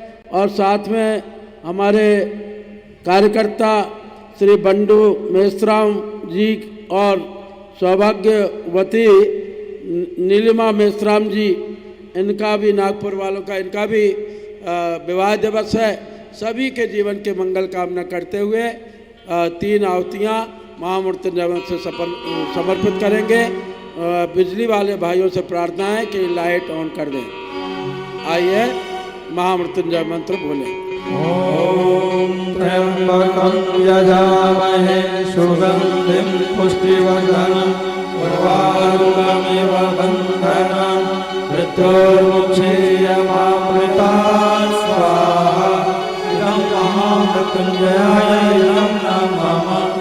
ओम त्र्यंबकं यजामहे सुगंधिं पुष्टिवर्धनं उर्वारुकमिव बन्धनं मृत्योर्मुक्षीयमामृतात् स्वाहा इदं महामृत्युंजयाय इदं नमः ॐ त्र्यम्बकं यजामहे सुगन्धिं पुष्टिवर्धनं उर्वारुकमिव बन्धनं मृत्योर्मुक्षीयमामृतात् स्वाहा इदं महामृत्युञ्जयाय इदं नमः। इस प्रकार से अंजलि बना लें और हमारा कोई भी कार्य आधा अधूरा न रहे, प्रत्येक कार्य पूर्णता तक पहुँचे, इस भाव के साथ में आप पूर्ण आहुति करें। स्वाहा जब कहा जाए तो दीपकों की तरफ अंजलि को मानसिक रूप से समर्पित करेंगे और अपने जीवन के उत्थान की उन्नति की प्रार्थना करेंगे।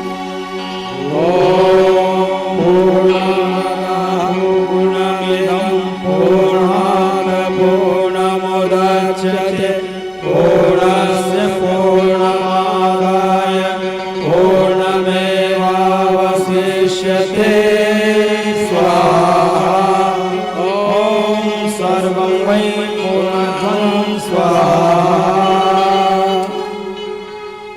भाई रामावतार कृपया लाइट ऑन कर दें। भाइयों बहनों, हमारे यहाँ नींव के पत्थर 96 वर्षीय स्वतंत्रता सेनानी श्री रतन चंद्र पहाड़ी सर हैं। रोज़ गायत्री उपवन में वो नियमित स्वास्थ्य लाभ लेने आते हैं और इस कामठी में इस उपवन के लिए नागपुर गायत्री परिवार के लिए उनका बहुत बड़ा सहयोग है। परम सम्मानीय डॉक्टर साहब उनका यहाँ पे स्वागत कर रहे हैं, सम्मान कर रहे हैं। लाइट कृपया पांडाल की जला दें।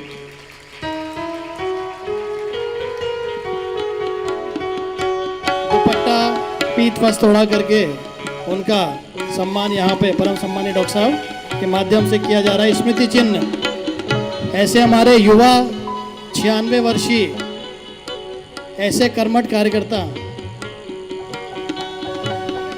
हम सभी के मध्य में हैं।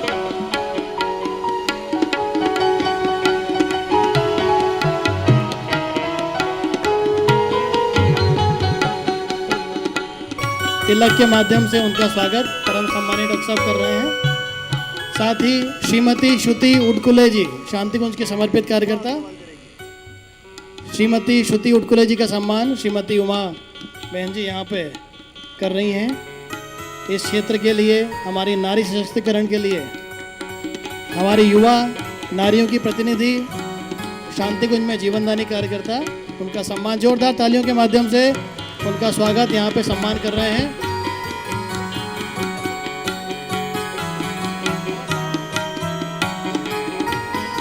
अब परम सम्मानीय डॉक्टर साहब यहाँ से अपने अगले क्रम के लिए प्रस्थान करेंगे। आप सभी भाई बहनों से निवेदन है अपने स्थान पर ही बने रहें। भोजन के लिए धीरे धीरे भोजनालय में प्रस्थान करेंगे। कार्यक्रम समाप्ति के पश्चात भोजनशाला में सेवा के सहयोग की अपेक्षा है। माताएं बहनें वहाँ पे अवश्य पहुँचे। बंधु, मैं यहाँ पर गायत्री परिवार की ओर से आपने जो हमारा स्वागत किया है उसके लिए मैं आप सबको किन शब्दों में धन्यवाद दी। मैं अभी मुझे किसी ने बताया आपको स्वतंत्रता संग्राम सेनानी की दृष्टि से आज स्वागत किया जा रहा है। हमने कहा नहीं, स्वागत स्वतंत्रता संग्राम सेनानी की दृष्टि से नहीं, गायत्री परिवार की ओर से मैंने अपना जीवन पूरी तरह से देने का निश्चय किया है। इसके लिए मैं गायत्री परिवार को निवेदन करता हूँ कि आपने आज जो हमारा स्वागत किया है, हम यहाँ पर कामठी में अकेले रहते हैं, एकाकी जीवन व्यतीत करते हैं। मेरा कोई यहाँ पर सहायक नहीं है। मैं अपना रहता हूँ, अपना जीवन जीता हूँ अपने। मैं गायत्री परिवार के अध्यक्ष महोदय से, सेक्रेटरी महोदय से, सारा परिवार, आप लोगों के परिवार से निवेदन करता हूँ कि आप सब लोग मेरा जो है सहायता करें, मेरी जीवन को आगे बढ़ाने। मेरी लाइफ 97 वर्ष की अवस्था चल गई है, अब जितने दिन रहना है हम सब हैं आपके साथ। हाँ। अरे पंडित जी महाराज, हाँ, मैं बिल्कुल। आइए बच्चियां खड़ी हो जाएं, आरती होगी। आइए हाथ जोड़ करके नमन वंदन करें। भैया प्रस्थान कर रहे, बच्चियां केवल खड़ी होंगी। ओम नमो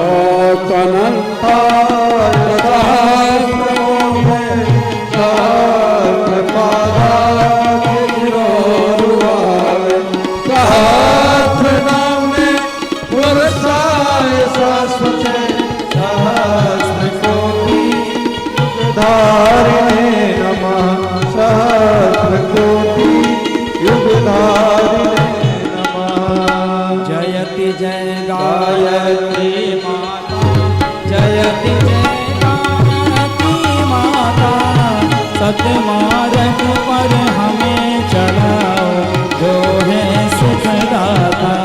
जयति जय गायत्री माता, आदिशक्ति तुम अलग निरंजन, जग पालन करती, माँ जग पालन करती। दुख शोक भय क्लेश कलह दारिद्र्य दैन्य हरती। जयति जय गायत्री माता, ब्रह्मरूपिणी प्रणत पालिनी, जगत धात्र्यम्बे, माँ जगत धात्र्यम्बे। भव भय हारी जनहितकारी, सुखदा जगदम्बे। जयति जय गायत्री माता, भयहारिणी भवतारिणी, अनघे अज्ञानंद राशि, आनंद राशि। अविकारी अघहरी अविचलित अमले अविनाशी। जयति जय गायत्री माता, कामधेनु सतचित आनंदा, जय गंगा गीता, जय गंगा गीता। सविता की शाश्वती शक्ति तुम सावित्री सीता। जयति जय गायत्री माता, ऋग्यजु साम अथर्व प्रणयनी, प्रणव महामहिमे, कुंडलनी सहस्रार सुषुम्ना, शोभा गुण गरिमे। जयति जय गायत्री माता, स्वाहा स्वधा सची ब्रह्माणी, राधा रुद्राणी, राधा रुद्राणी। जय सतरूपा वाणी विद्या कमला कल्याणी। जयति जय गायत्री माता, जननी हम हैं दीनहीन, दुख दारिद्र के घेरे, दुख दारिद्र के घेरे। यद्यपि कुटिल कपटी कपूत, तऊ बालक है तेरे। जयति जय गायत्री माता, स्नेह सनी करुणामयी माता, चरण शरण दीजे, चरण शरण दीजे। मिलत रहे हम शिशु सुख तेरे, दया दृष्टि कीजे। जयति जय गायत्री माता, काम क्रोध मद लोभ दंभ दुर्भाव द्वेष हरिये, दुर्भाव द्वेष हरिये। शोध बोधि निष्पाप हृदय, मन को पवित्र करिए। जयति जय गायत्री माता, तुम समर्थ सद्भांति तारिणी, तुष्टि पुष्टि त्राता, तुष्टि पुष्टि त्राता। सतमार्ग पर हमें चलाओ जो है सुखदाता। जयति जय गायत्री माता, जयति जय गायत्री माता, जयति जय गायत्री माता। सतमार्ग पर हमें चलाओ जो है सुखदाता। जयति जय गायत्री माता, जयति जय गायत्री माता। कर्पूरगौरं करुणावतारं, संसारसारं भुजगेन्द्रहारं, सदा वसन्तं हृदयारविन्दे भवं भवामि सहितं नमामि त्वमेव माता शपिता त्वमेव त्वमेव बन्धुः सखा त्वमेव त्वमेव विद्याद्रविणं त्वमेव त्वमेव सर्वं मम विश्वदेव त्वमेव सर्वं मम विश्वदेव त्वमेव सर्वं मम विश्वदेव। मंगलम भगवान विष्णु मंगलम गरुड़ध्वज मंगलम पुंडरीकाक्षो मंगलायतनो हरि सर्व मंगल मांगल्ये शिवे सर्वार्थ साधिके शरण्ये त्र्यंबके गौरी नारायणी नमोस्तुते देवी प्रपन्नार्थे हरे प्रसीद प्रसीद मातर जगतोऽखिलस्य प्रसीद विश्वे स्वरिपाहि विश्वं त्वमेश्वरी देवी चराचरस्य त्वमेश्वरी देवी चराचरस्य आर्तिक्यम समर्पयामि। कन्याएं उधर मुँह कर लें, ऊंची थाली करें, ऊपर वाली बहन भी यजमान भी ऐसे ऊंची थाली करें। चारों ओर दीपक जल रहे हैं। आरती को गायत्री मंत्र के साथ सिरोधार करें। ओम भूर्भुवः स्वः तत्सवितुर्वरेण्यं भर्गो देवस्य धियो यो नः प्रचोदयात्।